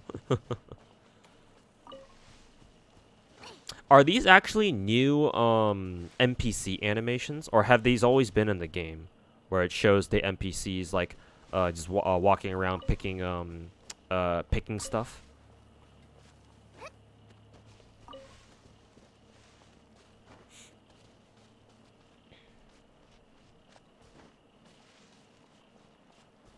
Autoing your star rail and come to check out the channel, or come to check up on me. Thanks, man. Hope you're having fun with the star rail. They are new. Okay, I'll take your word for it. Yeah, because I don't recognize I don't recognize those NPC actions before. Because yeah, I'm pretty sure we haven't had like a tea farming village like this one, whatever this village's name is, Chaoying. Yeah. So yeah, I just guessed that. Yeah, it's probably a new animation of some kind. Let's see, exploration progress 24%, not bad. Teleport back here. Make our way westward. Journey to the west. The name that will strike fear in all OG FGO players' hearts.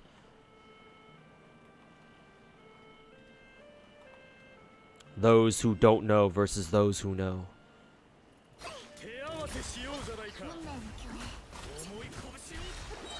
Can I review your emblem Mona? Sure, yeah. Drop me your UID and I'll check up on it if you're on the NA server. If not, I'll check up on it on Enka. Actually, that reminds me. Didn't I want to look at somebody else's account? Like, somebody asked me to check out their fucking character build or whatever. Ruin Machine Core. I don't know when I picked this up, but sure.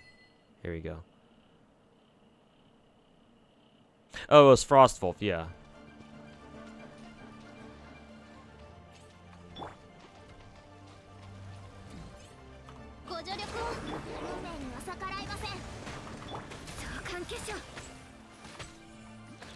Oh, it's because I'm too deep in water, that's why.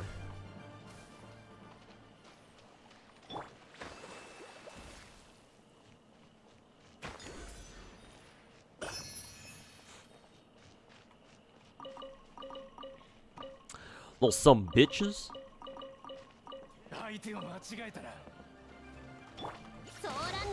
Mountain King?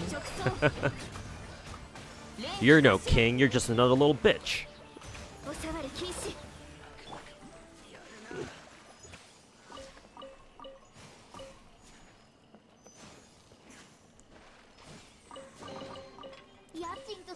King my ass.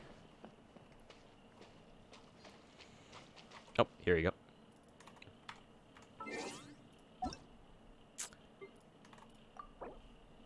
And you said your emblem Mona. Okay, let's take a look.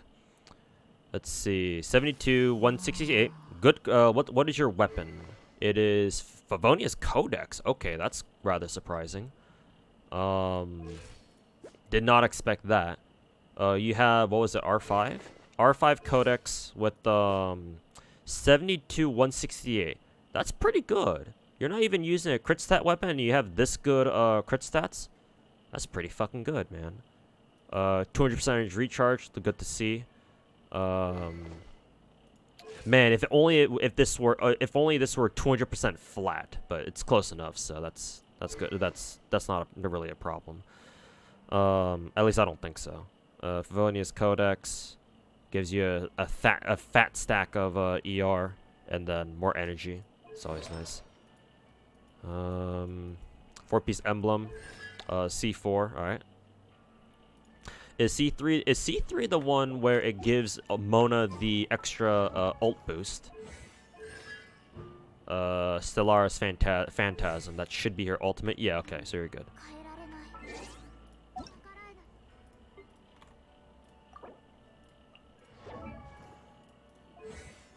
And then 8813. Okay, you crowned her ultimate. And a 4-piece emblem. Let me take a look at your crit stats again. 72, 168 with 97 or 98 ER.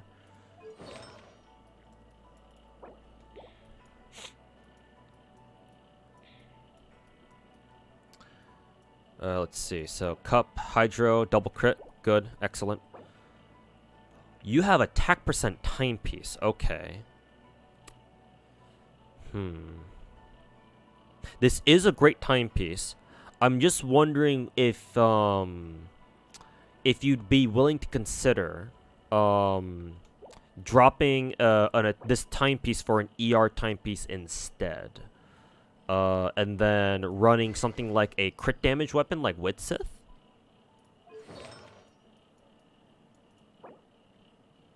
Good feather. Kind of sucks that I went to HP, but whatever. Flower. Huh. Your flower is your off piece, huh? Okay, you have room for improvement for artifact stun. Because if your flower is your off piece, then good golly. But this flower is really good though. This is obviously 40 CV. And then actually pretty good circlet. I was about to say, like, this kind of looks weird, but then again, you have 28% crit damage. It's like, how can you complain? And back to your cup. Almost 40% CV on this. Not quite, though. And C4. Let me ask you, Fox, do you have a copy of Witsith? Preferably, like, high refinement level Witsith. If not, and Favonia's Codex is your best option, then I guess disregard what I'm about to say. But I feel like if your Mona build is actually this good, I feel like you should have a couple of copies of Witsith. It'd be kind of strange. I don't know if you do or not. Maybe you don't. But to me, it feels kind of strange if you have, like, if your Mona's artifacts are actually this good, and you don't have a copy of Witsith still. But I don't know. Maybe you don't. It's a gacha game. Everybody has different shit. So never be able to tell for sure. You do have Witsith? Yeah. So what I recommend, or maybe not recommend, but what I suggest is switch your Favonius over to Witsith, and then instead of attack percent, look for an energy recharge timepiece. Yeah. I think that's the usual build, because I'm actually not sure how having an attack percent timepiece would interact with an emblem build like, say, Mona's. On paper, it should do pretty well, but then if you want to switch your Favonius Codex over to Witsith, then that means that obviously the main stat will change, so she's gonna lose like 46% ER. And so, yeah, ideally you make up for that with an ER timepiece instead. So that way you can jump your Mona, your Mona's ER jumps over 200% ER. The challenge here is like finding a decent ER timepiece. However, I do remember that your flower is your off piece, so you could look for an inset emblem flower instead, and then go for like an off piece ER timepiece in case ER timepieces are hard to come by. However, like this flower is really good, so I understand why you wouldn't want to like drop this, because like this is easily 40 CV, so it's like I don't know if any of your emblem flowers are this good. Yeah, that is something you can consider. If this build works out for you, if this build like works for you just fine, then obviously you don't need to change it. I'm just throwing out suggestions here, and these are just suggestions. It's up to you whether or not you want to follow them or not. Because so far, like this seems okay. Like everything here makes sense. R5 Codex here is just kind of a surprise, but I can't really say anything bad about it, except for the fact that like the passive is kind of like eh. Yeah, like the biggest thing about your Mona's build right here is the fact that she uses Codex, and I feel like your account should be good enough where you should have better options to consider. But again, if this build works for you, it works for you, and it, you know, like if it works, then you shouldn't have to change anything here. But yeah, that's all I had to say. Like, maybe change your codex to Witsith, so that, you know, your Mona actually uses a weapon that has a useful passive or effect skill, or whatever you call this. This part. I like your username, by the way. Fellow FGO heads rejoice, or unite. But yeah. So far, I like your Mona build. The only thing I would dock points off of is maybe Codex. But again, if this shit works for you, then that's fine. I'm not gonna be too anal about it. You're so bored waiting for 2.0 that you decided to download Genshin. Oh no, this is how it starts. What pity am I at? I'm at 60 for Shenyan, I believe, somewhere around 60. I'm assuming I need 2 more multis to guarantee Shenyan. What happened in FGO's Journey to the West event? The Go West event in FGO was infamous both on the JP server and on the NA server because it was one of the worst event grinds in FGO history. Basically, in the Go West event in FGO, what they wanted you to do was they wanted you to farm event currency in order to farm another node. Like, you were basically farming to farm. If you still don't know what I mean by that, basically you had nodes where you had to farm them to farm a certain kind of currency that you had to spend to just enter another node, like one of the final nodes, basically. And that final node had like the best drop rates for like shop currency and shit like that. So a lot of people fucking hated that. Most people did. Because like bro, why are we farming just to farm kind of shit, you know? So yeah, that event was pretty infamous. Both on the JP and NA server. So.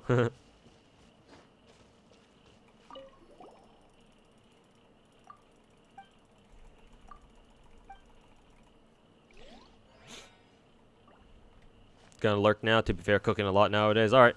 Take care, Chaos Lord. Happy lurking. Is the merchant gone now? Okay. I didn't pay attention to what he asked. Or what he said. You have Lost Prayer and Witsith. Okay. I would say go with Witsith. Yeah, because your crit rate is already really, really good as it is. So Witsith would be better to maximize your crit damage. Because yeah, with Witsith, imagine this, right? Your Mona with Witsith. Let me pull up your Mona again after I claim these achievements, I guess.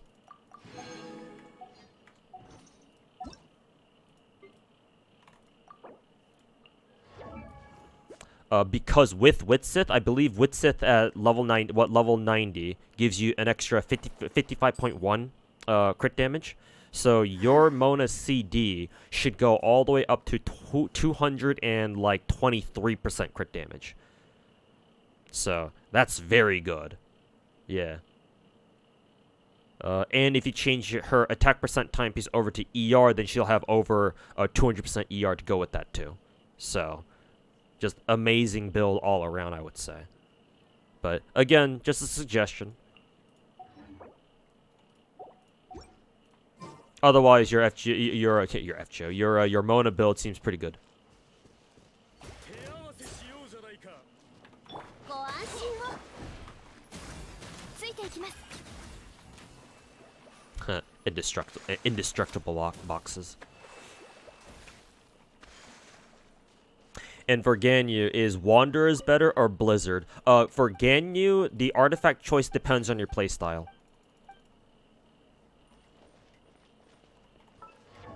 For Ganyu, if you run 4-piece Blizzard Strayer, that means that you want to run Ganyu as more of a either free support or just a generalist set. Either or.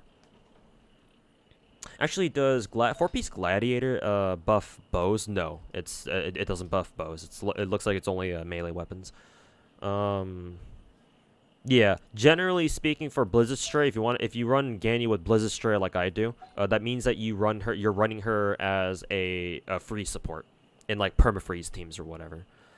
Because remember that 4-piece Blizzard Strayer gives you 40% free crit rate against frozen targets. And then if you add double cryo resonance, so basically you run Ganyu with another cryo character, that adds an extra 15%. So 4-piece Blizzard Strayer builds like my Ganyu here have very low crit rate because we stack everything in the crit damage because we know they're going to get an extra 55% crit rate from freeze teams. So this is how I run my Ganyu. This is how I've always run my Ganyu. If you want to run 4-piece Wanderers on her, the Wanderers trope artifact set, then that means that you want to run her more as a charge attack build. And so you'd focus on that.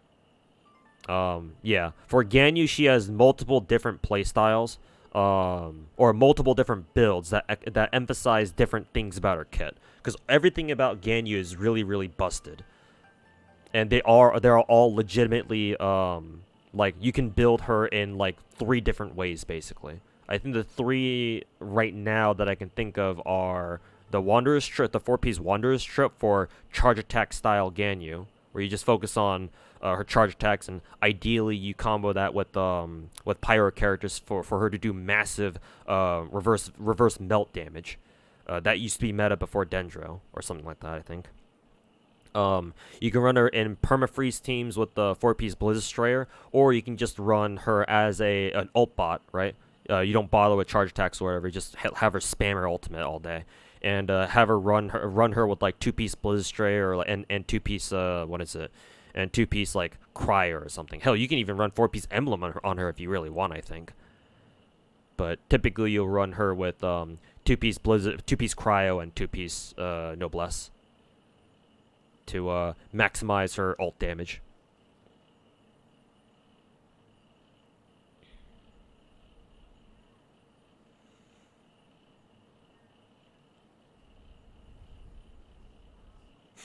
Witsith has it will give his Mona about like a 10% damage increase or whatever. Okay, then yeah, Witsith's definitely the way to go there then. You can even run Ganyu with the Hunter set with Farina's team. Yeah, there you go.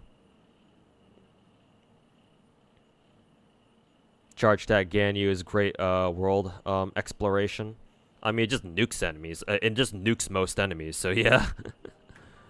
Deletes most enemies off the map, so. Sasuga Ganyu.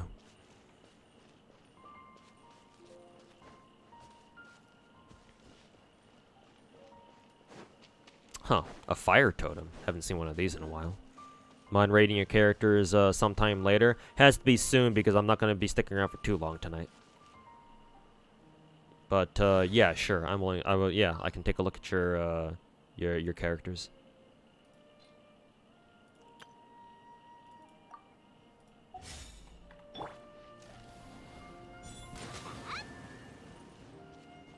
Is that wall destructible? Yes, it is. Also, what did lighting up this totem even do? I guess I'll figure it out later. Do you prefer Aqua over Amos? Amos, whatever. For Ganyu,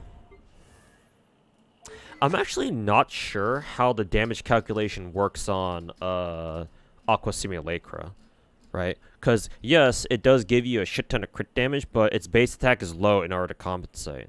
So I'm actually not sure if the higher crit damage value here at level 90 makes up for the fact that like this bow has the lowest base attack in the game. Because Aqua Simulacra is obviously meant for Yelan. This is Yelan's bow. The reason why it doesn't have very high base attack is because Yelan doesn't really care about attack stats at all. So because she gets her damage from her HP. So like the base attack doesn't matter for her, but for Ganyu, whose damage does scale with attack, yeah, it matters more for her. Even still, I think it should be one of her better choices, if not her best one. Because Ganyu doesn't have her own signature weapon, I don't think, or maybe it is Amos, but I don't fucking know. Maybe I wouldn't be surprised if Amos was her like signature bow, quote unquote. But yeah, I mean, obviously I prefer it over Amos because I actually run her with it. But for a long time, I did run my Ganyu with Amos bow. Yeah. Like, she's still good with either of them. I think she does perform a little better with Aqua Simulacra, though, just because, you know, crit damage goes crazy. So.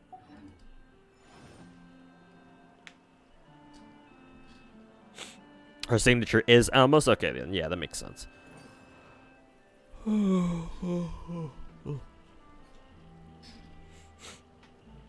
Aqua is similar in damage. If you run her Melt, okay. Maybe I should consider sticking her back on Amos then. Cause yeah, I don't run Ganyu and like dedicated Melt teams, so I may be just nerfing my Ganyu all this time or something like that. Ah, here's another one.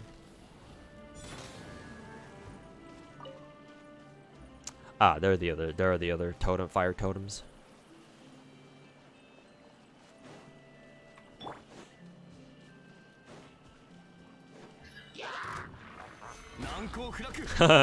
Zhongli's skill does in fact knock off those jades from the turtles.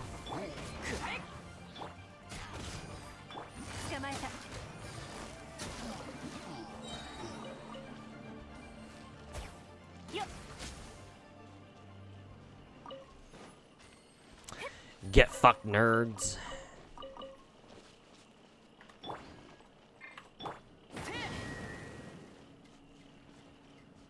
Alright, I just need to look for the last totem around here somewhere.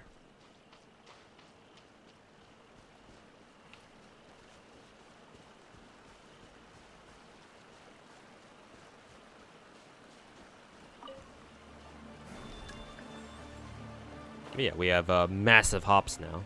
Whee!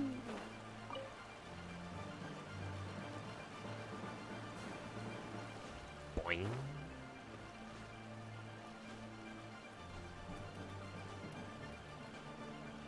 I don't think I'm going the right way.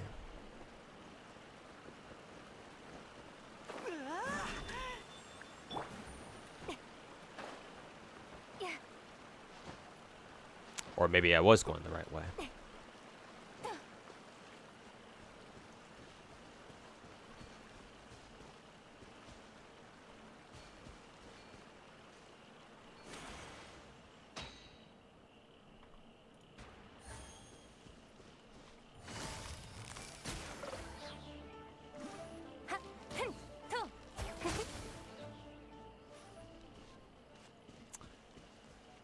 While I'm up here, I might as well.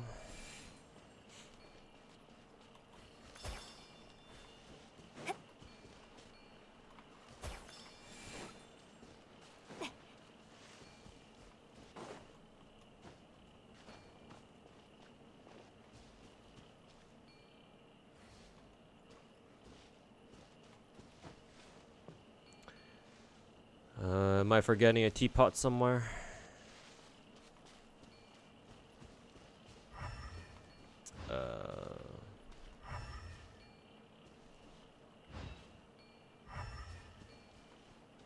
Ah, yeah.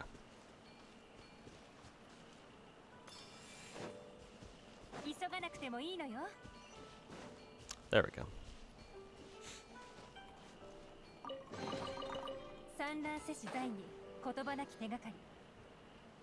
Ah, there it is.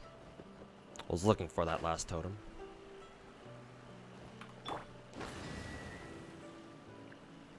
Amos is a signature, but it's been power crept. Aqua is better. Hunter's Path or Great Magic for Melt. And Polar Star for Freeze. Interesting. She wants Polar Star for Freeze?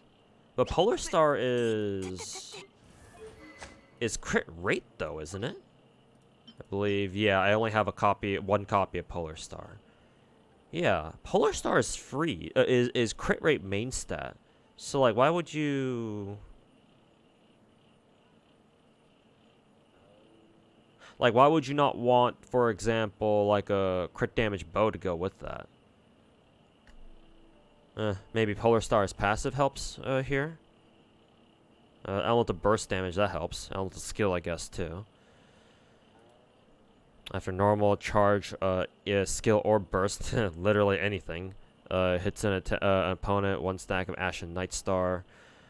And Wendar, 1, 2, 3, 4. Increased by this much. Stack of will be counted independently of others.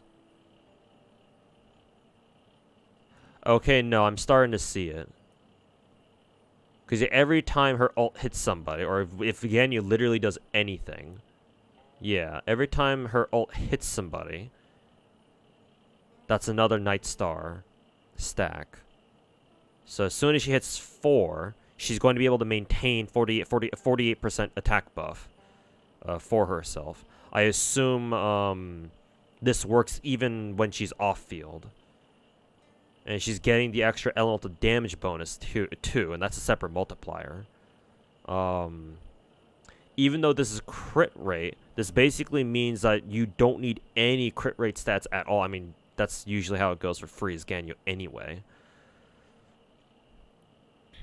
And since it's Freeze, then you have 55% crit rate, assuming double cryo resonance. That's already like 88% crit rate right there, along with however much crit damage you're getting, your Ganyu already has, and basically a perma 48% crit or 48% damage buff, or attack buff. There's a difference. No, I think I see it. I think I see the logic there. I will consider. I'm gonna have to look at when Polar Star's next rerun is. Well, actually, we probably don't know, but if Polar Star gets another rerun at some point, I will consider rolling another copy of that. Oh. Actually, where does this lead me to anyway? Oh, just all the way up here. There it is.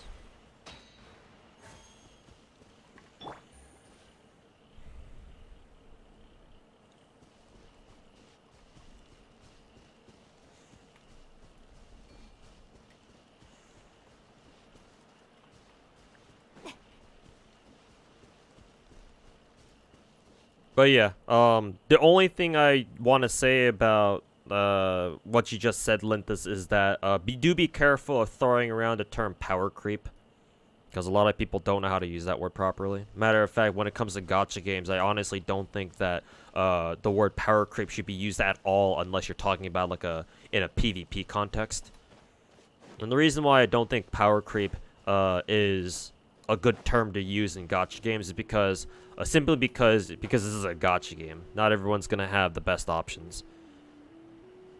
So it's like, yeah, sure, technically, right? Polar Star, Aqua, all these other better 5-star bows that have come out ever since the beginning of the game.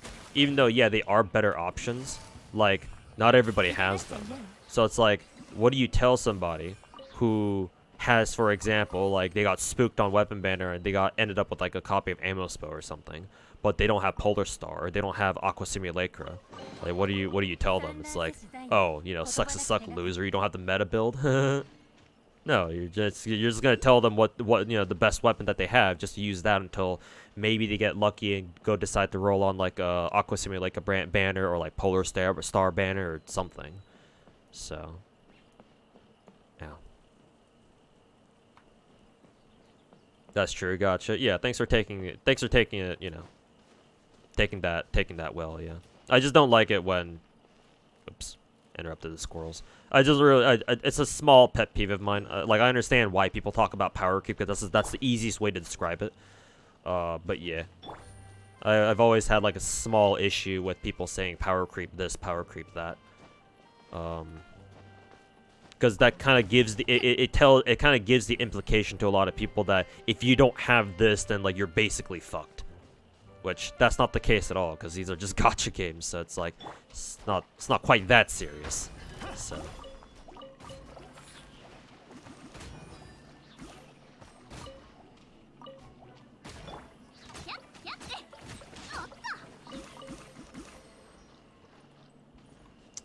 There seems to be an Oculus above me somewhere. Show ya. There's a new video by Star Rail. Oh, the official Star Rail channel put out something. I think this is a new area. I don't think I've been here before. Seems interesting. Is there a way for me to get up top? This table kind of reminds me of the table set up like down here somewhere. Like around Mount Hulao or whatever.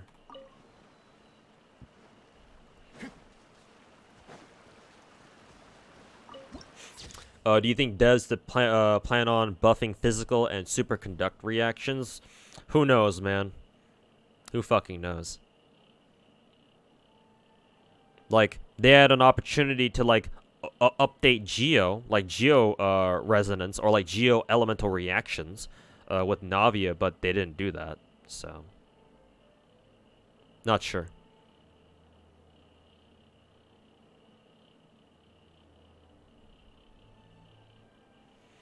I guess we'll see, is the professional answer that I can give. Huh. This place kind of looks like, this gate looks like it could open. But it looks like, well, actually you can interact with it technically. What happens? Oh, we meet this Wen dude.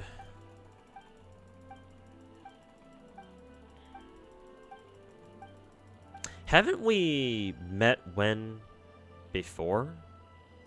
Or something?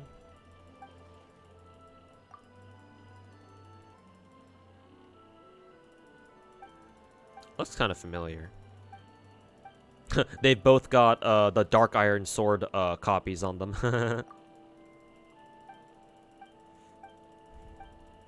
Geo is just yellow physical damage, Keck W. I mean, Navi is an exception. Navi is the most fun Geo's been since, like, Ito, I guess. But then again, I have Ito at C6, so my impression of him, my impression of Ito is hilariously warped, because, you know, C6, oh, free 70% crit damage. Just because. we didn't know what else to give him, so here, 70% crit damage. Enjoy.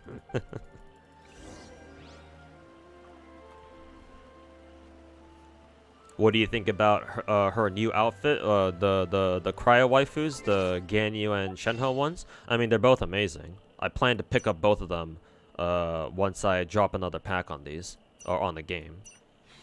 But yeah, they're very well done. The only criticism I have is why the fuck doesn't MiHoYo give us more skins like these?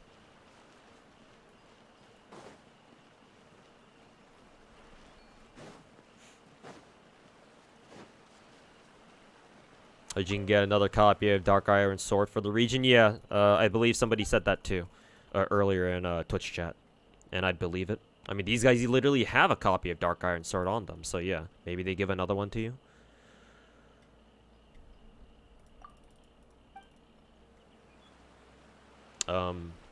Who do we talk to? The old man over here? Yeah, okay.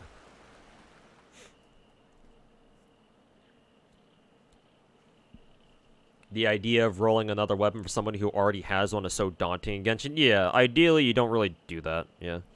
Usually that's just a waste of money, but since I care about maxing out my characters as best I can, yeah, I will always entertain the thought.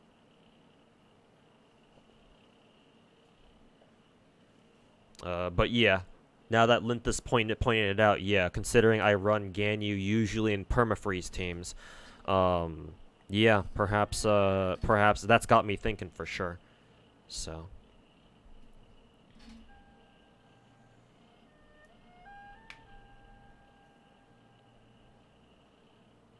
Brett over on YouTube chat. I prefer if you just give me your whatchamacallit, it's your UID, your Genshin UID, as long as we're on the same NA server. So, because I'm not in a position to accept a lot of friend requests right now.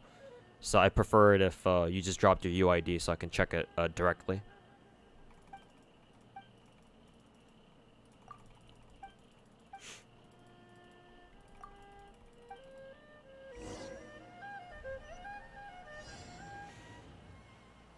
What are we doing right now? Oh, we got time limit? Shit.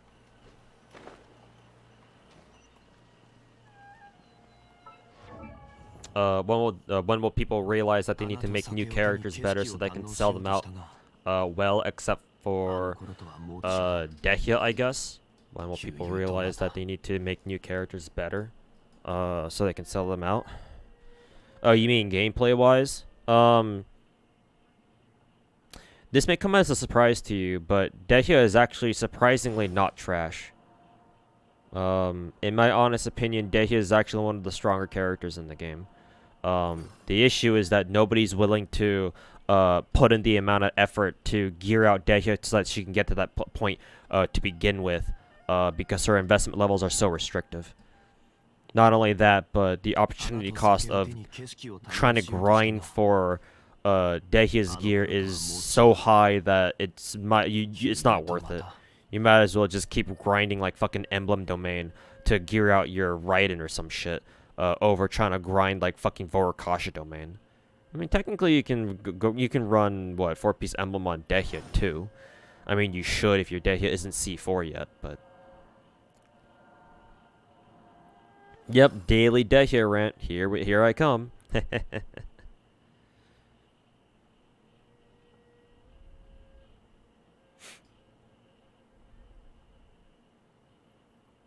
But yes, I agree, Yukino. Like, that's just the natural, like, people call it power creep, but that's just kind of how it is.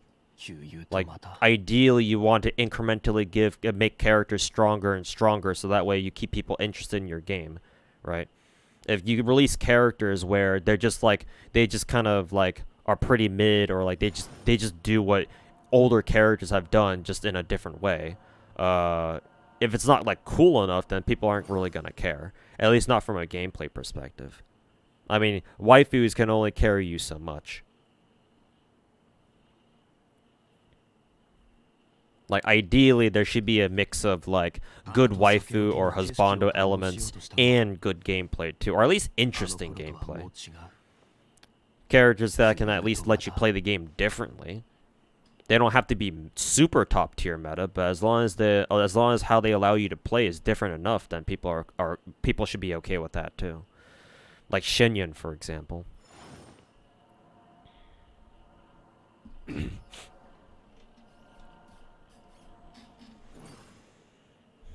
Epitomized path not carrying over is painful. Yeah, that's one of the things that I want MiHoYo to change about the game. Why the fuck doesn't epitomized path carry over? It's one of the dumbest things that they still refuse to do. Weapon banner is already fucking painful enough, so why the fuck do you force people to like cap out their you know, roll weapon banner until they hit, you know, their epitomized path pity? Like, that's some bullshit. Fucking stupid is what it is. What's Dehya's best team at C0? Honestly, I think Dehya's best team will always be Monopyro, where you take Kazuha, another Pyro support, and then Bennett to support her. That's the other issue with Dehya, is that Dehya does not work well with a lot of characters. Like, honestly, one of the only other characters she works with is, like, Raiden. Because Raiden's skill procs off anything, I think. But, yeah, like, for most people, you're using Raiden, who is probably one of the strongest characters on their account, to support Dehya. And to a lot of people, that's not, like, you can't really sell that to them. You just can't. Understandably so.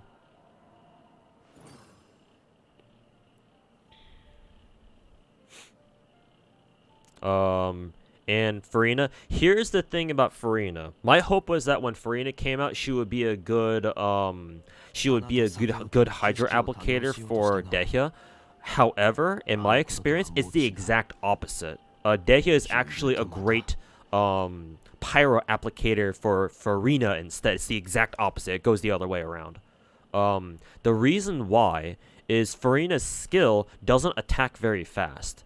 Matter of fact, when Dehya ults, she attacks faster than Farina's skill does. So it's hilarious, but you can legitimately run an EM build reverse vape team with Farina.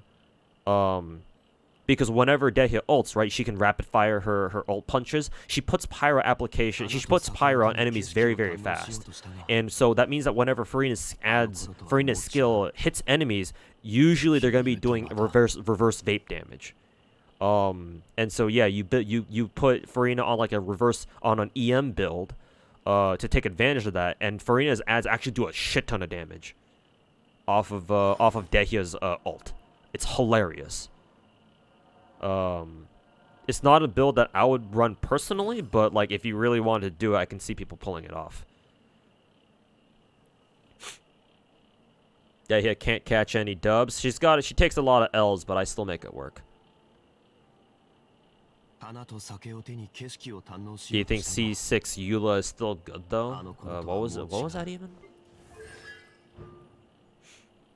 Lightfall swords created by blah blah blah. Her ult, I believe. Start with 5 stacks. Normals, skills, bursts have 50% chance to grant Lightfall sword an additional stack of energy. Technically, yes. Yeah. Because this allows Eula to stack a lot more, stacks, than what is previously possible. So technically yes, but at the same time, I don't feel like it's like one of the most amazing constellations out there. It's okay.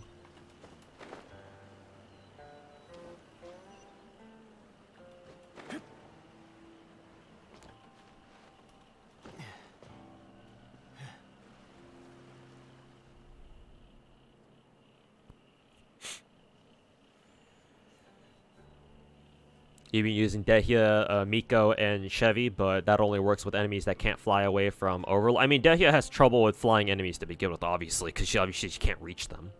Like, in floor 11 for Abyss right now, I believe at one point you have to fight some Ruin Hunters. As soon as I saw them, I was like, oh shit, right? Because Ruin Hunters, especially in Abyss, like, really love to, like, go fly up in the air immediately.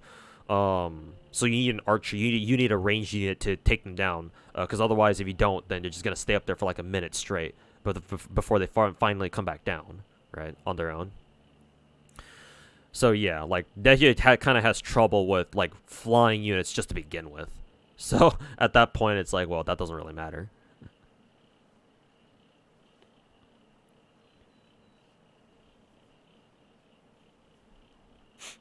Not against power creep as long as it's gameplay power creep. If power creep is just like my number bigger, then that's just boring. I guess so, yeah. Yeah. Yeah, really high investment C2 vape Dehya working with Farina C2. Team is Dehya, Bennett, Farina, Mona, but the team came out to underperform. I think the problem with that team, just my own opinion here, but I think the problem with that team is the fact that you're running Mona. I don't know what Mona is supposed to do in that team. Like Bennett, Dehya, Farina, they all make sense. But who is it? Mona? Like what is she supposed to do there exactly? Then again though, to be fair, it's like if it's not Mona, then who else would it be? Because, like, Yelan and Xingqiu, we know that their ults don't work with Dehya because Dehya's ultimate punches are, well, ult attacks. And Yelan's and Xingqiu's ults only trigger off of, what, normals? So, it's like, like, who else would you put there, to be fair?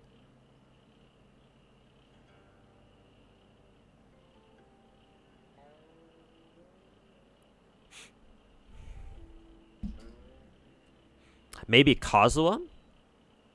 But again, that means you're using Kazuha in a fucking Dehya team. And it's like, well, a lot of people are probably using their Kazuas for their other team, so it's like what do you do there? But I guess Kazuha, you swirl Pyro to increase Daikia's damage or whatever. I don't know. I mean, hell, swirling Hydra isn't that bad either, because not only would you buff Farina's skill damage, but if you ult with Kazuha and his ult swirls Hydro, and you ult with Daikia at the same time or right after, then Daikia can keep doing what? Vape damage? That's pretty good. Something like that.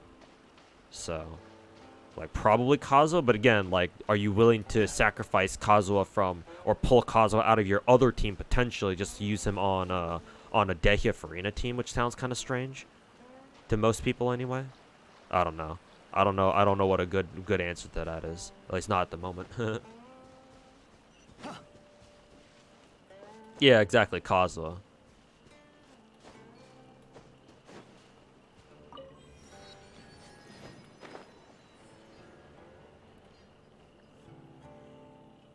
Hey, Master Shio Chief, welcome back. Good to see you again.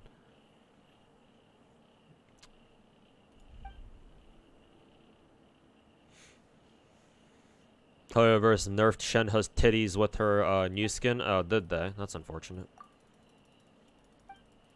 Can't say I'm surprised, but, you know.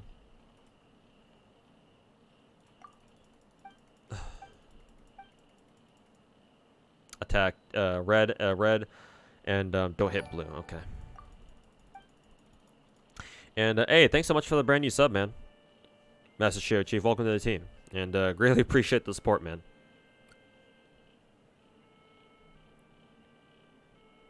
But yeah, cheers, dude.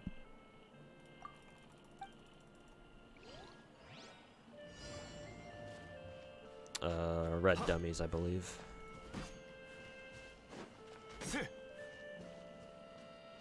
Oh, there he is. People actually debunked that. She's actually the same. Okay. So, I just got one guide, basically.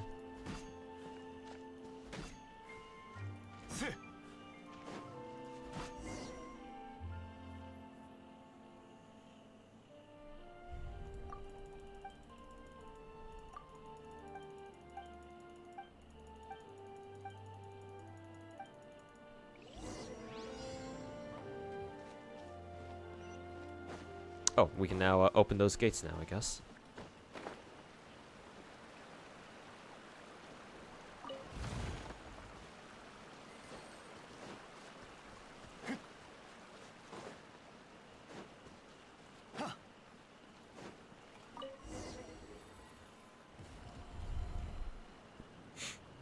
And Ganya got a push-up bra on her skin so it looks more shapely. Well, shit, man. Now that you've given me the forbidden knowledge. How do you, preview the character outfits again? Okay, like this.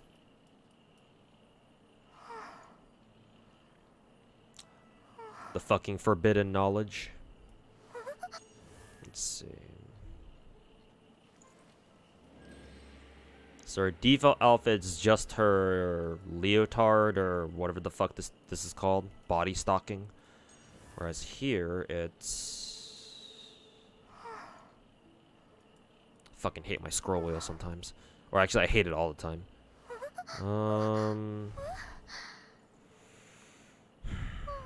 I mean, I guess? How's the side view like?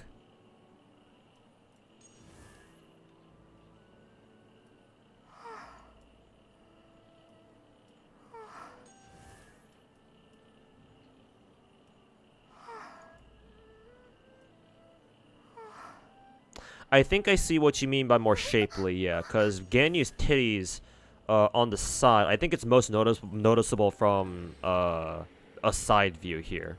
Her tits kind of go a little flatter, not that she's flat. I'm just saying that the shape of her tits kind of goes downward slightly. It's like a very subtle, like convex or concave. What's that term? What's the proper term here? But yeah, I can kind of see it, yeah. Where it's like her tit shape kind of goes smooth and then curves.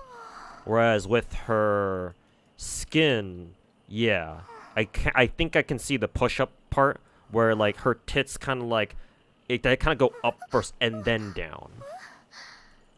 So it's a slight change, but I think I can see it. I think. Might be copium though. Otherwise, they more or less look the same to me. I mean, as they should be. I have no idea what the fuck is down here.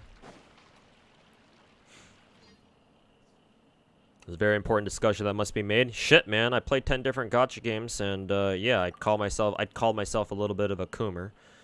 So yeah, you best know that discussions about big titty size or ass size are very important to us. Just found my channel. I want to ask, you wanted to ask me, do I enjoy the story of all my gachas I play? The only story that I actually bother reading is for FGO.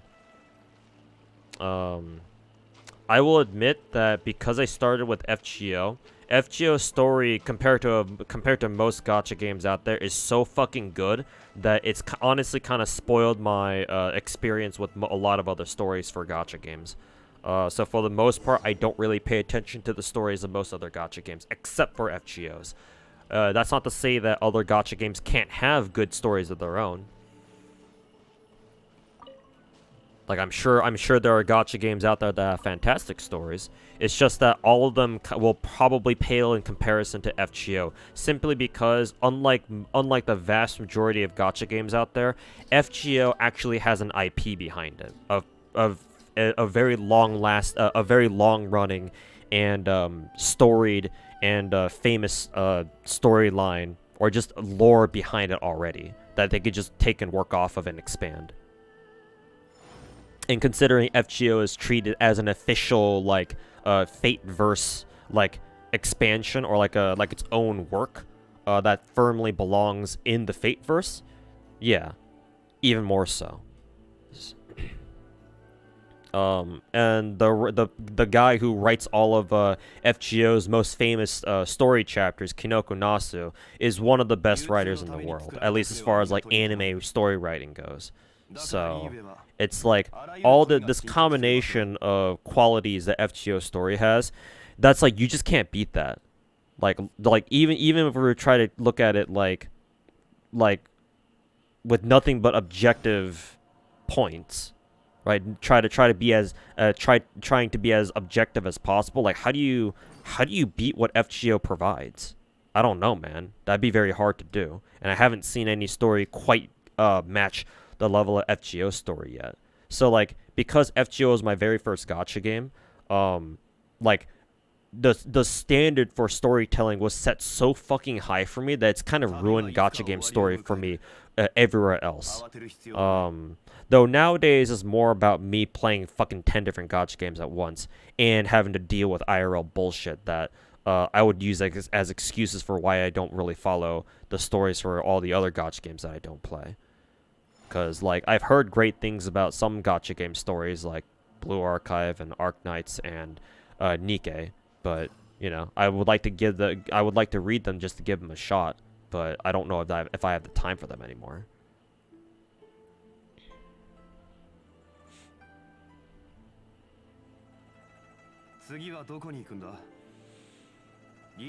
Attack all four red dummies for a chest right where I'm at.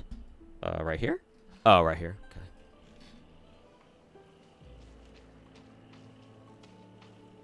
1, 2, 3, 4. How would you attack them all at once? I actually don't know if Zhongli's ultimate is big enough to hit all 4 of them at once. I guess I could try. No, it only hit 3.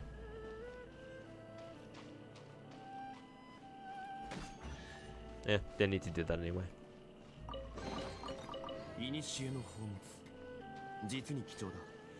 didn't have to kill them. Oh yeah. Well, to be fair, that was my bad for misinterpreting that, because you didn't say I had to attack them all at once, but I kind of misconstrued that, or I took that I didn't understand exactly. Whatever. You still told me, and I still got the chest.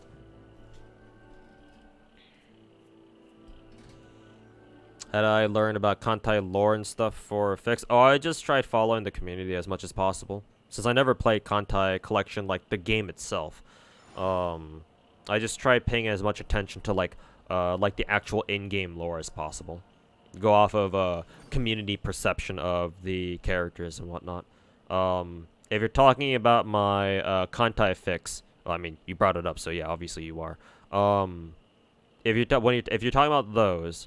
I did take a lot of artistic license. I did take a lot of artistic freedom with like my perceptions of a lot of characters. So a lot of those characters kind of have like my own unique takes on how they are as characters. A lot of which were probably not very accurate to begin with, but combination of like me just making shit up and me trying my best to follow the community and like the game's lore as much as I could, despite not having played the game myself. I just like the characters, that was it. So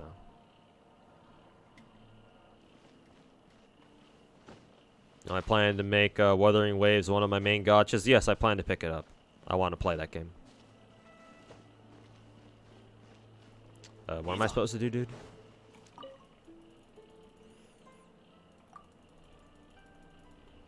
If it weren't for Nasu stepping in writing with Camelot, yeah, exactly. Because he's written Camelot, Babylonia, Lost Belt. Has he? Did Nasu write any of the Lost Belts except for Lost Belt 6 and 7? Because we know that Gen Urobuchi wrote Lost Belt 3. Nasu probably didn't write Lost Belts 1 or 2. I'm curious as to who wrote Lost Belts 4 and 5 then. Like 4 and 5, 4.5 and 5.5 is like, who wrote those? Did Nasu only ever work on 6 and 7? Probably, considering how good Lost Belt 6 and, you know, probably Lost Belt 7 turns out to be. So he probably spent all that time working on LB 6 and 7, and he probably didn't have time for any of the others. And the prologue, and then maybe the prologue too. Okay. But yeah, Hannah, I agree. Because, yeah, the first, like, handful of singularities were at varying degrees of fucking dumpster fires, so. Yeah, for real, for real.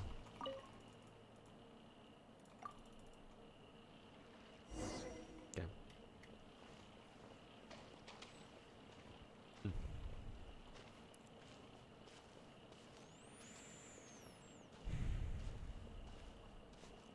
Drool for Bazette? No.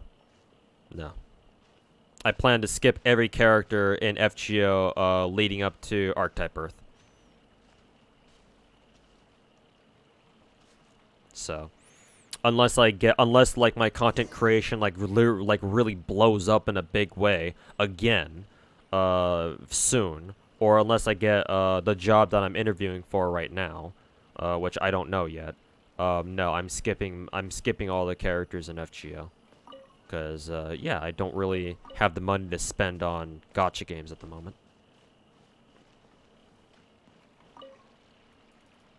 Is a squirrel.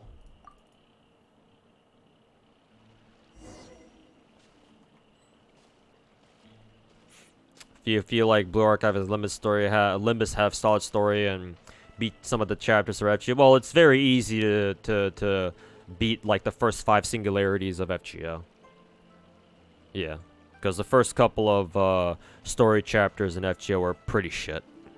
Either super mediocre and like nothing really interesting happened in general, or yeah, they were just like we all know Septim was just some dude fucking shrimping for Nero the entire time. More or less.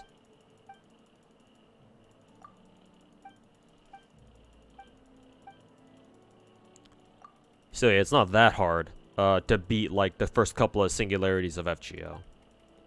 Lost Belts, on the other hand, more like all the Lost Belts more or less are of like good quality. They're not like masterpieces like Lost Belt 6 was. Maybe Lost Belt 3 is good because Gen Urobuchi wrote that shit. But they were all pretty good. I mean, I like Lost Belt 4, personally. I thought that was pretty dope. For the most part, I think.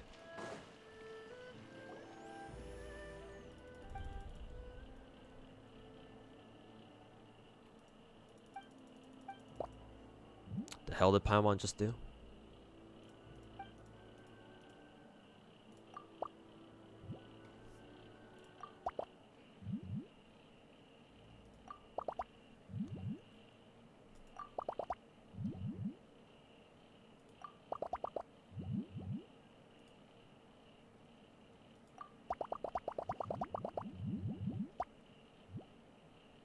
I don't know what. what was that piece of steak that Lumen threw in there at the end?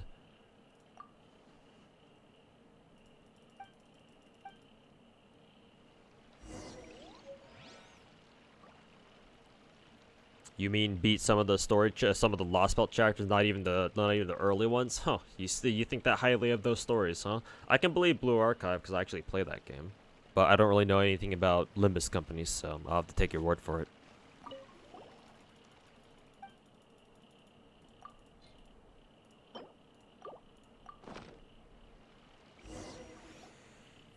Have you seen the new skins with Azure Lane's update, the Chinese New Year skins? Some of them are good. The one for the new SSR Chinese girl, I like that one. I think the only other one that I like was I think I think that was like another skin that I really liked, but all the other ones were all the other ones were eh. Like, I don't really care much for them. Is the old man, sus or something? What's going on here? BA story is cute and endearing, but you can't say it's peak as people claim. And you even like, Genshin's story. Even if it's not peak, clearly, the story was executed well enough where people still liked it anyway. You can have a pretty mid-story overall, but as long as your execution of it is clean, and you get the feels running high and shit like that, like, people will take that too.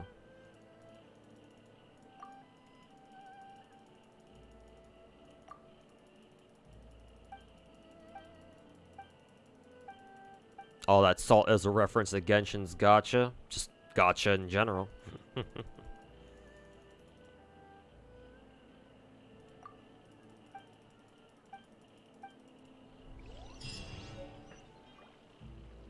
Key. I wonder if this is one of those keys that we need to open up that one chest from before. Man, this is a fucking whole ass quest here.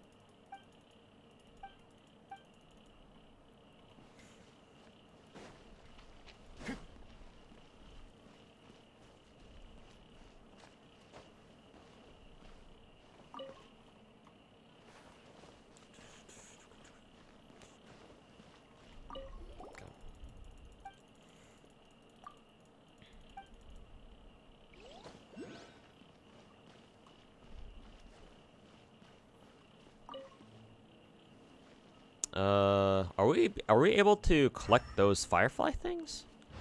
And they say that they're interactable. I assume they just die if we hit them or something. Probably lower the water level here somehow. Oh yeah, we have to shoot this guy from afar.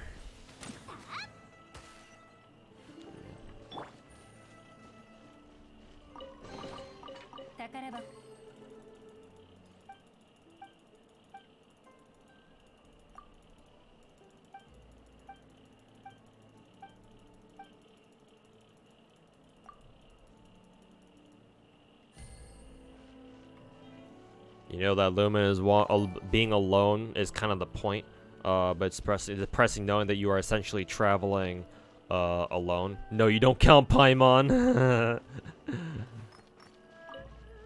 Paimon, get fucked Paimon, I guess.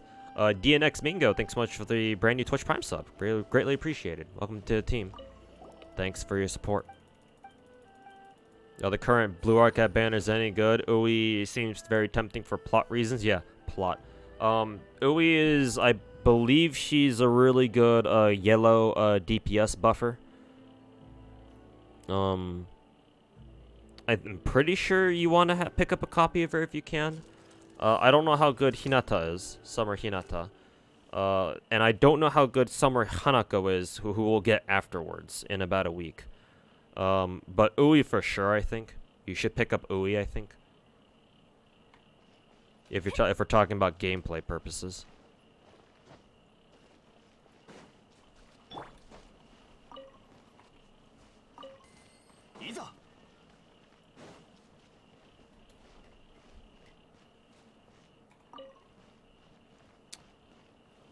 Is there something else we should try? I don't fucking know, Paimon. Maybe you can tell me.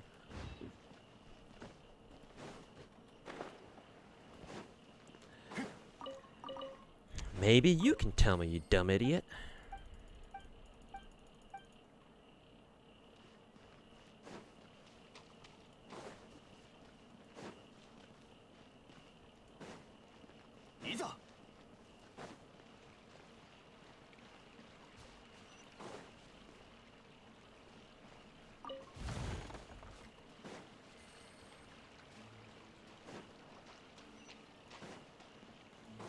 Yeah, it does want me to go further into this cavern after all.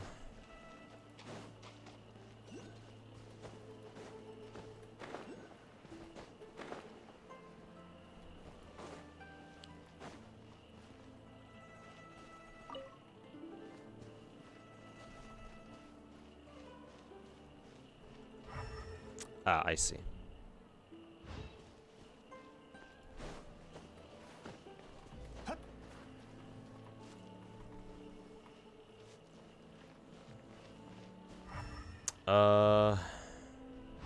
How do we mess with these things again? Archer? No. Pressing T doesn't do anything.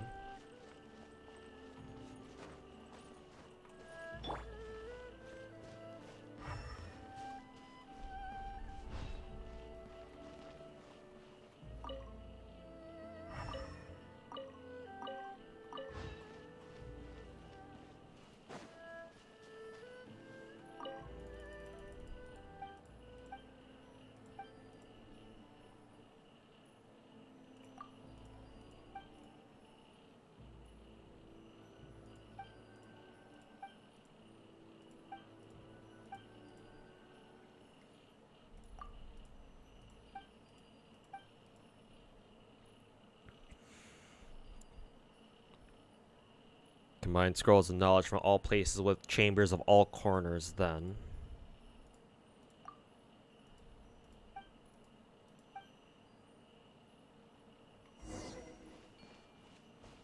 Oh.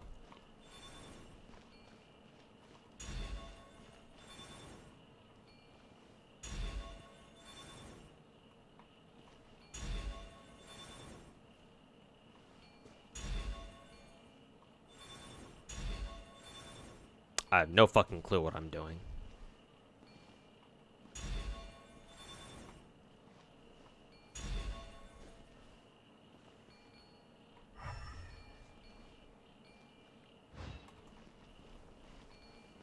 Oh, down here? What's down here?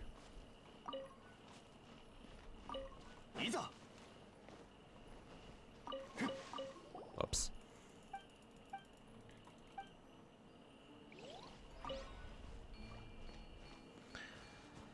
Okay, now what?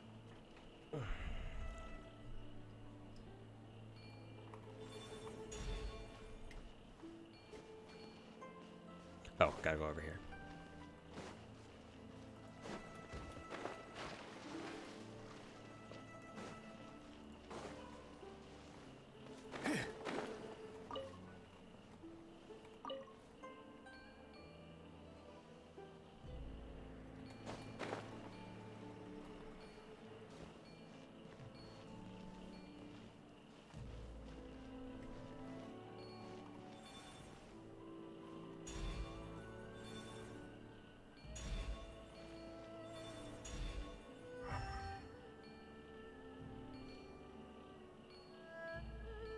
Oh, I see.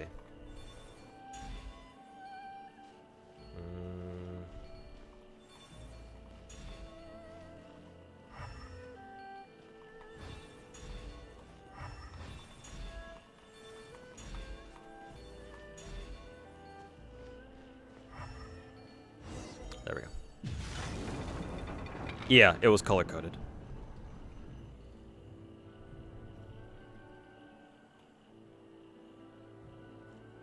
Viper just announced he's quitting Arc Knights. That's unfortunate. Did he give a reason why?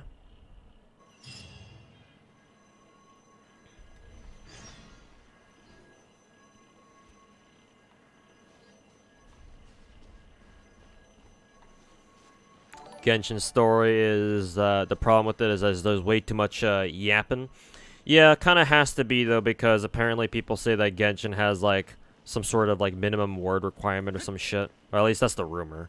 Not only that, but Genshin has a ton of casual players, so you know casual players love voice dialogue and all that. So, not trying to make excuses for Genshin. I don't really like that shit myself either, but that's kind of how it is. So, whether you like it or not, it's just. But yeah. At least put a damn skip button in the game.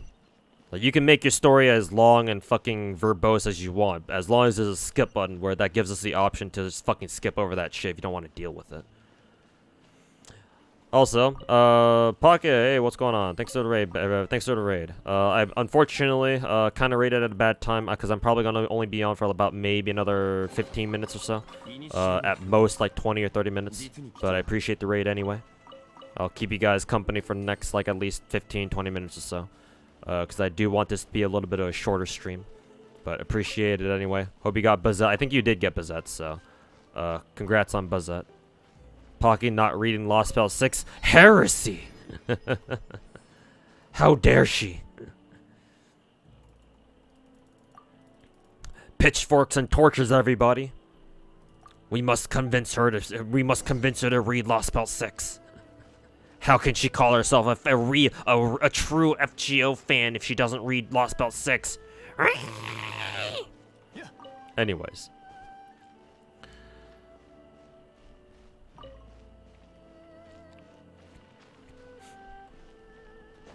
But yeah, welcome back, everybody. Oh, we can just open this door. Just chill on some Genshin, because Genshin recently got a new update. And it dropped a pretty big region expansion, so I'm just running around exploring a little bit, trying to collect free-to-play Primo Gems in order to guarantee my, in order to get my guaranteed Shenyun here.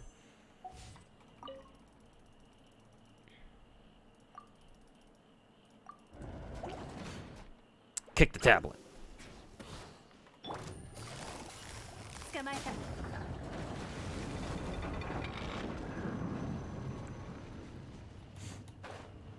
Protagonist told us that he's gonna kidnap you for some Halo Legendary suffering. Yes, sir, he will. Just like good old times.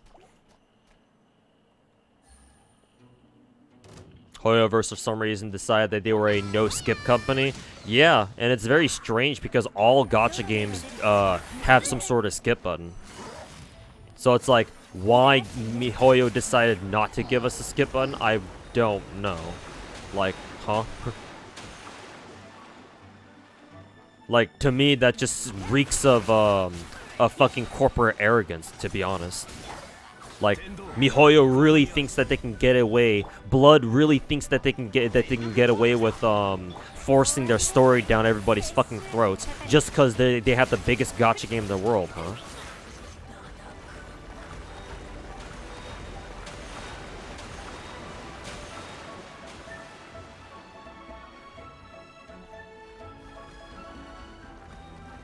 So it's like, yeah, that's kind of pretty scummy, you know?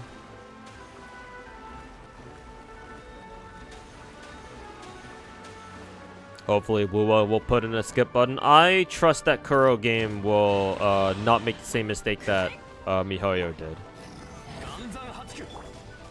But yeah, it'd be very disappointing if Kuro game turns out to just pull another fucking MiHoYo. and then they don't bother putting in a skip button or whatever. Yeah, that would be quite disappointing. But actually, we could answer that because for those of you who played WUWA CBT 1 last year, do y'all remember if CBT 1 had a skip button? Because if it did, then there's no reason for them to take it out, obviously. And so that means that we don't really have to worry about them not putting in a skip button. Yeah, was there a skip button in the beta? Yeah, that's exactly what I wanted to ask, yeah.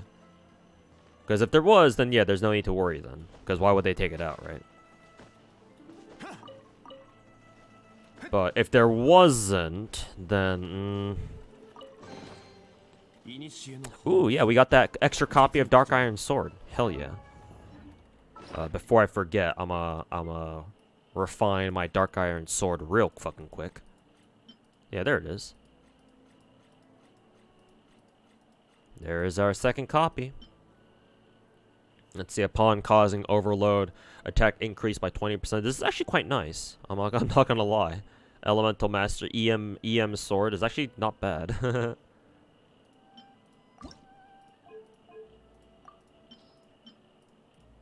Alright, R2.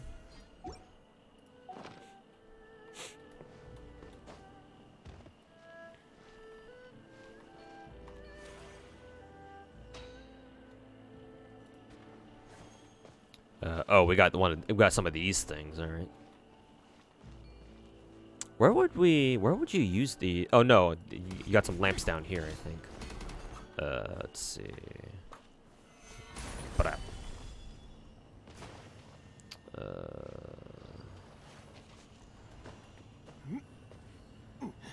yeah, I do have the star. Let's see. There was a second one around here? Wasn't there a second rock around here? Or is there only just one? I'm just saying things. No, it's over here. Pick up the frog. Yeah, grab that star.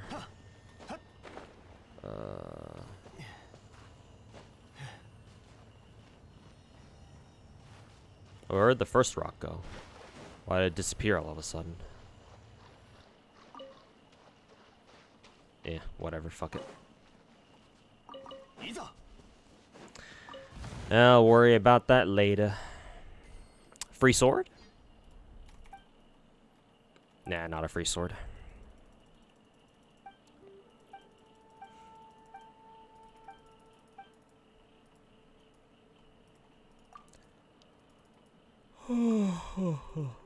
Just your take could be wrong, but maybe they just want to respect the. Oh, that's the end of the quest line, it seems. There we go. Just your take, but you could be wrong. But maybe they only want to respect the writers, and voice actor, the VA's work. If that's the case, then why is it that only Genshin Impact, and I guess to an extent Star Rail, the only gacha games out there that don't allow you to skip story? Because you can't say that all these other gacha games don't respect their writers and their talents, right? I consider FGO, my main gacha game, to have the best story out of all the gacha games that I play, and yet they still let you skip story in that game.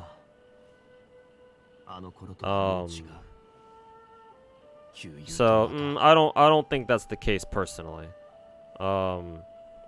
Yeah, because like I doubt if maybe the writers, perhaps the writers care. But like for example, I don't really know if like voice actors or actresses really care that much if you decide not to listen to them, right?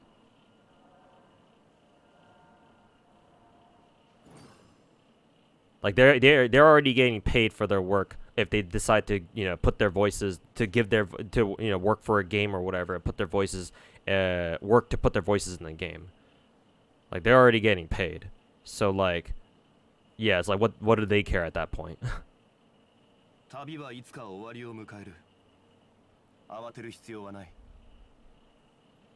Like, if you're gonna make it an issue about respect, then fair enough. But also, it goes both ways. If you want to, like, I understand the desire to respect like the work that's put into the game, but at the same time, I don't agree with you basically forcing the players to like see how much work that's been put into the game.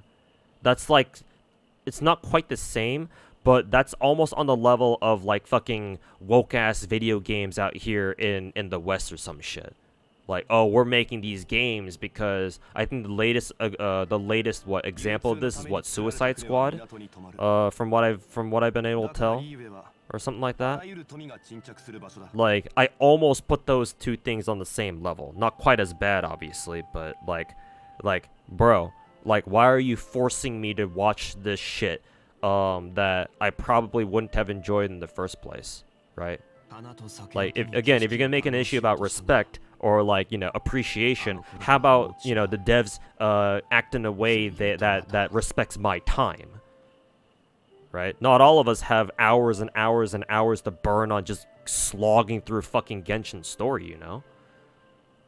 Like, respect should go both ways, don't you think?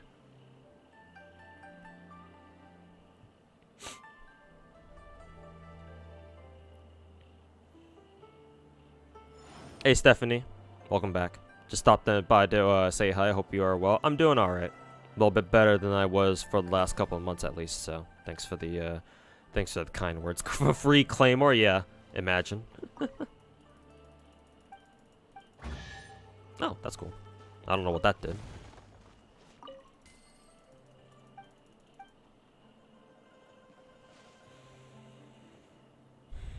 Let's say it's to artificially inflate the game's content. Yeah, I would feel that way too, personally. Well, I keep forgetting that gives you that super lunge, that super jump. Where are we actually? We popped out all the way over here now. Okay.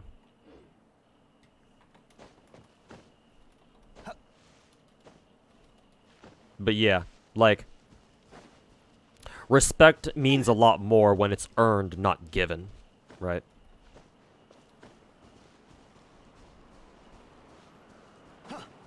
Like, you develop a much greater appreciation for, like, in Genshin's case, their story or whatever, if you didn't fucking force people to watch it.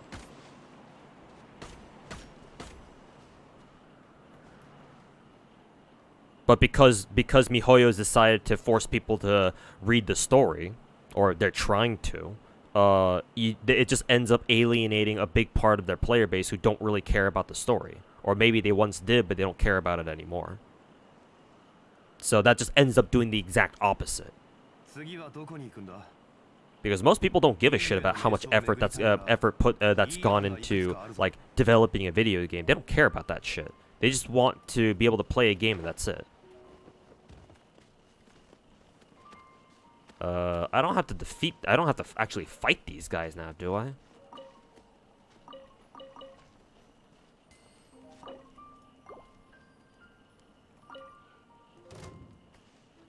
Let's see. Okay, yeah.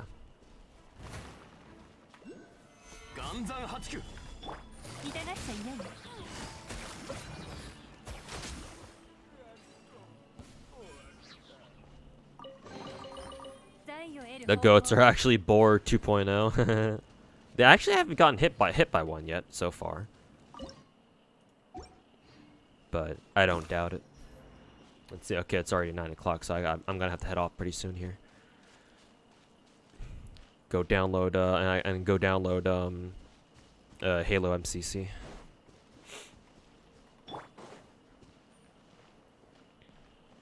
Do the people over on the Chinese server have a problem with reading story though? Because you know Chinese people love reading. That is a fair point. Yeah, I didn't consider that, to be fair. Typical stereotypical American only me attitude. I know. Keck W. Oh, we got a chest out of that.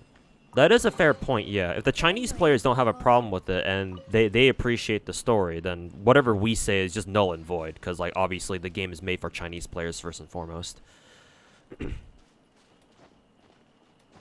But yeah, I guess you would have to like surf the Chinese web and like see like try to see like if you can like figure that out if Chinese players also have kind of like the same complaints about the story as we Westerners do or us foreigners do. Yeah, Pompey, I agree though. That still doesn't excuse them not having a skip button. Yeah, I agree. But at the same time, if the Chinese don't mind it, then it's like, well, it's like nothing we say nothing we bitch about doesn't really matters anymore at this point, right? But yeah, I agree. That shouldn't excuse there not being a skip button at all. Let's see. I believe we have to aim this shit. Yeah, like that.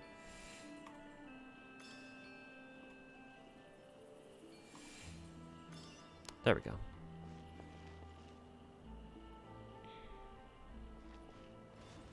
That explains why all those wuxia novels or wushu novels that last like 1,000+ chapters. Yeah, it could be that way too. Maybe it's just like a commonly accepted like Chinese literacy like literary tradition. Maybe I don't know. Cause yeah, I definitely it's a good thing that you brought up the like Chinese wushu novels. Yeah. Because I've heard that they're also very like verbose and you know they can go on and on and on. They could at least voice the long as hell non-Archon missions. Oh hell no! You. I mean, yeah, sure. I wouldn't be. Obviously, no one's against that. I don't think. But like, can you imagine how much more expensive voice acting is gonna be for them? Like, Genshin Impact has some top-tier voice talent, man. Especially as far as, like, Japanese voice acting goes. And shit, man, Genshin's really stepped up. If Genshin has done one thing good for, like, the foreign weeb community, it's set the standard high for, like, English voice acting. Because Genshin does have some of the better English voice acting dubs out there, I'm pretty sure. Even if you don't like it in particular, because maybe you just don't like English dubs in general, I think if you were to listen to Genshin English dub and compare it to like previous English dubs of stuff, like you can hear the quality at least, even if you don't like it yourself. So yeah, like MiHoYo is already paying top dollar most likely for all of their voice talents and all the voice talent they put into Genshin Impact. Yeah, so I can answer that one easily. It's just going to become way too expensive. Like, imagine if, yeah, like you said, all the side quests were voiced. Like, holy fuck, how expensive would that be for them? Not only that, but remember that, like, for some fucking reason, the voice lines in Genshin Impact are in that, WAV file format. So, like, audio files like take up like fucking 20 or 30 gigs if you have all the voice packs downloaded or some shit. Like, bro, those audio files are not compressed at all. So it's like, holy fuck, how much more space is Genshin gonna take up if they decide to voice all those fucking side quests, you know? So like, yeah, ideally we'd love to have a lot of the stuff in Genshin voiced, but like does Genshin Impact have a story reread function like FGO when you skip story? Nope. It doesn't even have that first roadkill. At least I'm pretty sure. I believe that there is a story archive function. If we go into archive, I guess I would imagine it's here somewhere. Oops, not that one.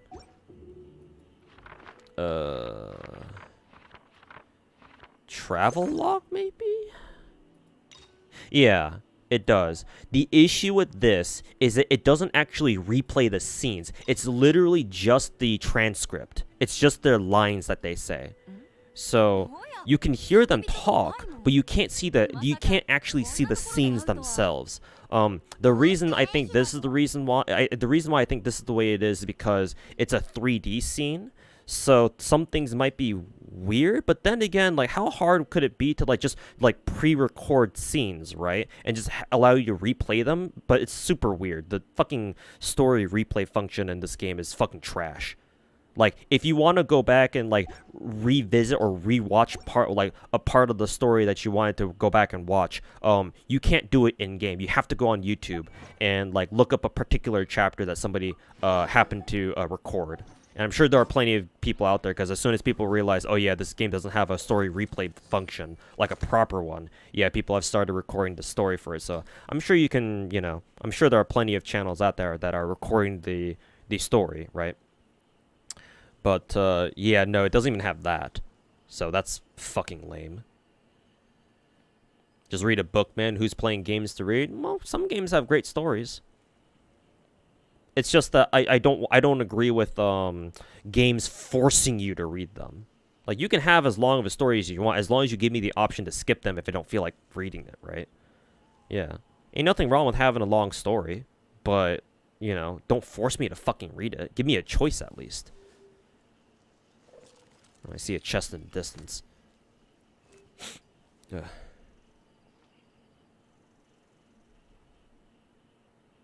Yeah, and then the extra audio files just kill the mobile experience, yeah. Usually play JP dubs. English dubs typically hurt your ears. I mean, I understand, but I've been warming up more and more to English dubs especially in the last, like, couple of years, actually.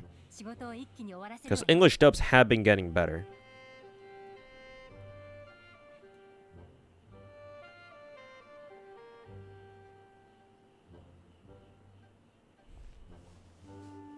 Just waiting for WUWA CBT2 start. Yeah, it's not like the end of the month, right? Kind of curious when they're gonna start sending out invites, actually. Has to be soon, right? Copium.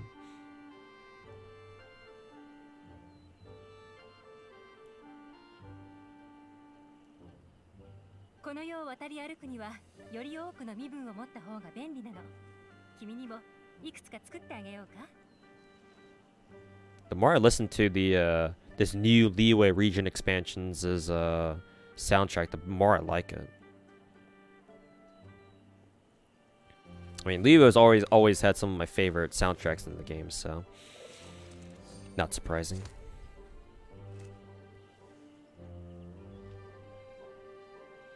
Gonna do some exploration yourself tonight for the new year? Yeah, so far it's pretty fun.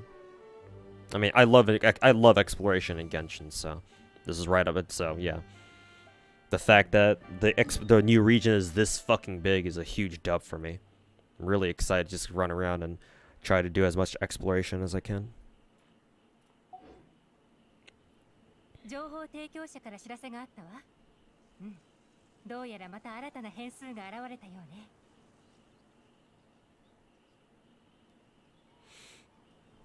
Usually EN dub heavily misses with like the child characters, but overall it's been good lately.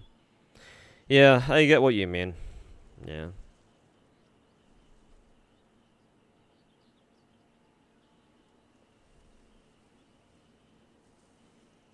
Your uncle works with Kuro Games. You're gonna ask him to give you guys beta keys. My dad works at Activision. Most of it's because of a bad voice acting direction. Yeah, exactly. My explanation for why English dubs are traditionally kind of bad is because most animes, especially in the older days, animes weren't designed weren't like animated, like made with English dubbing in mind. So like when you want to give an anime, especially an older anime, like an English dub, like you kind of have to like make the dialogue in a way where it would line up with the animation, because most likely the animation studio isn't going to change or like edit the scenes to give their voice actors or actresses or whatever, or the EN ones anyway, like more freedom to have, better lines or whatever. But that's one part, and then also the directors, the voice acting direction, whoever's in charge of that. Yeah, that's also another big reason. Yeah. Exploration is super fun, one of the best aspects of the game. Yeah, okay, clearly, hands down. It's why you should play. It's one of the reasons why you should be playing Genshin. If you're not playing it for the exploration, what the fuck are you playing this game for? Yeah, for real. They have to nail the exploration. Otherwise, without exploration, like, why bother playing this game?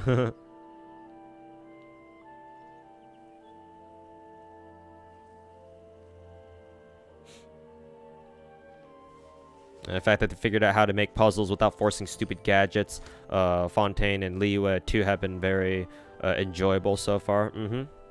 Yeah. I would say, honestly, the worst puzzles that I've personally had to come across were the ones in Inazuma. Some of those were just not very intuitive at all.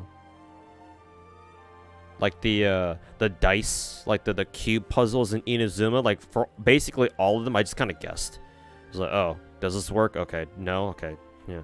Poke the things until they work, until they give me the chests. So I don't know, I don't know how to do this shit. Just fucking do random shit. Random shit go, and eventually they give me a chest. Didn't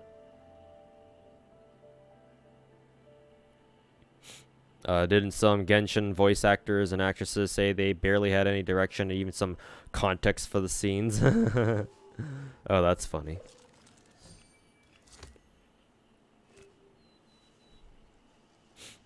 Some EN dubs have some L's like the Dragon Maid dub. I mean, yeah, obviously. There will be some English dubs out there that are just complete misses.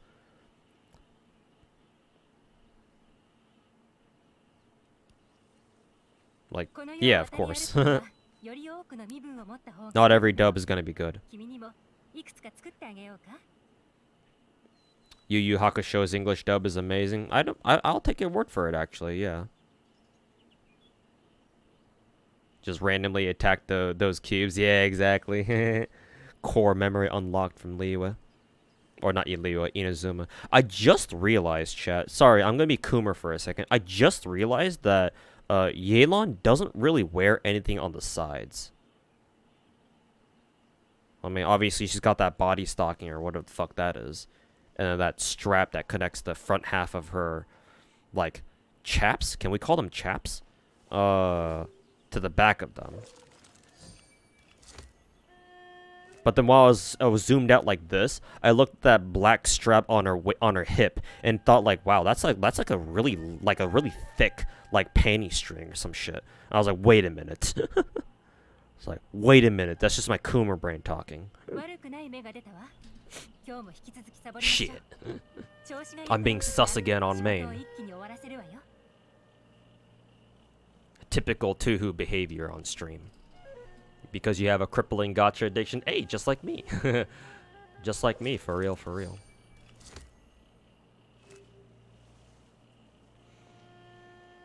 I like how I turned your... Oh, you like how I turned your poorly worded messages into real sentences? Sometimes,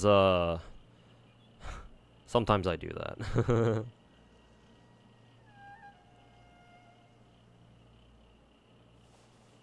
Random bullshit works well enough. Some puzzles you can't just bullshit your way out of. Like that one puzzle that I did at the start of the stream, where you had to put down the lanterns and light up all the lamps with the lantern.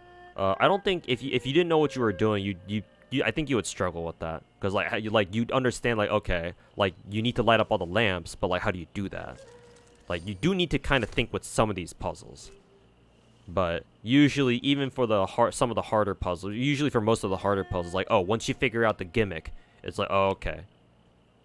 Then you can solve it from there, mostly, or usually.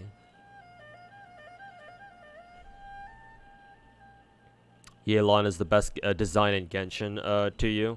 I mean, shit, bro. Yelan is damn near perfect to me, personally. Big fat titty, tall lady. She's just blue all over, and blue is one of my two favorite colors.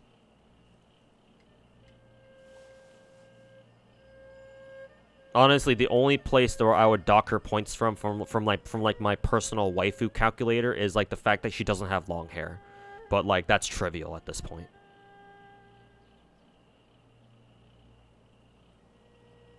But yeah. Yelan is easily one of the best characters in the game, as far as like character design goes. But anyways, chat, that'll do it for me. I'm already like 20 minutes late to our my Halo suffering with my buddy online, so yeah, I'm gonna wrap it up. I'm gonna wrap up the stream there.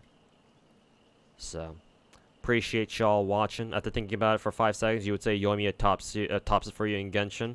I mean, Genshin in general just has some super fucking top tier waifus. Like, let's be real. Like, does it surprise you that Genshin is as popular as it is with all the characters that it has? But yes, I also agree. Yoimiya is pretty high up there too. But yeah, like I said, chat, I'm gonna have to end the stream here. But again, I appreciate y'all watching. I probably, most likely, will not be streaming over the weekend. I think the next time I stream is probably going to be on Monday. I would expect, because I will be working on a couple of videos. Hopefully, I'll be able to get one out by Monday, or hopefully be able to get it out on Monday. But we'll see. We'll see how fast I can edit it, put it together and edit it. So, yeah. Other than that, I think that's about it. Yeah. Just wanted to do a nice little couple hour stream and go head off to go play some games with buddies online. Anyways, that'll do it for me, chat. Like I said, I'm gonna send you guys over to Ruby. I think she's playing some Genshin now. And thanks, Pocket. Thanks for lurking and hanging out in chat. And thanks for the raid. But yeah, see you guys on most likely Monday, chat. And yeah, go say hi to Ruby for me. She's playing some Genshin, so some of you may already know her. But yeah, appreciate everybody stopping by. If you guys are new to the channel, would appreciate a follow. So you guys can come back and watch me rant about gacha games and Genshin in particular, or whatever the fuck. So, yeah, that'll do it for me tonight, chat. Peace.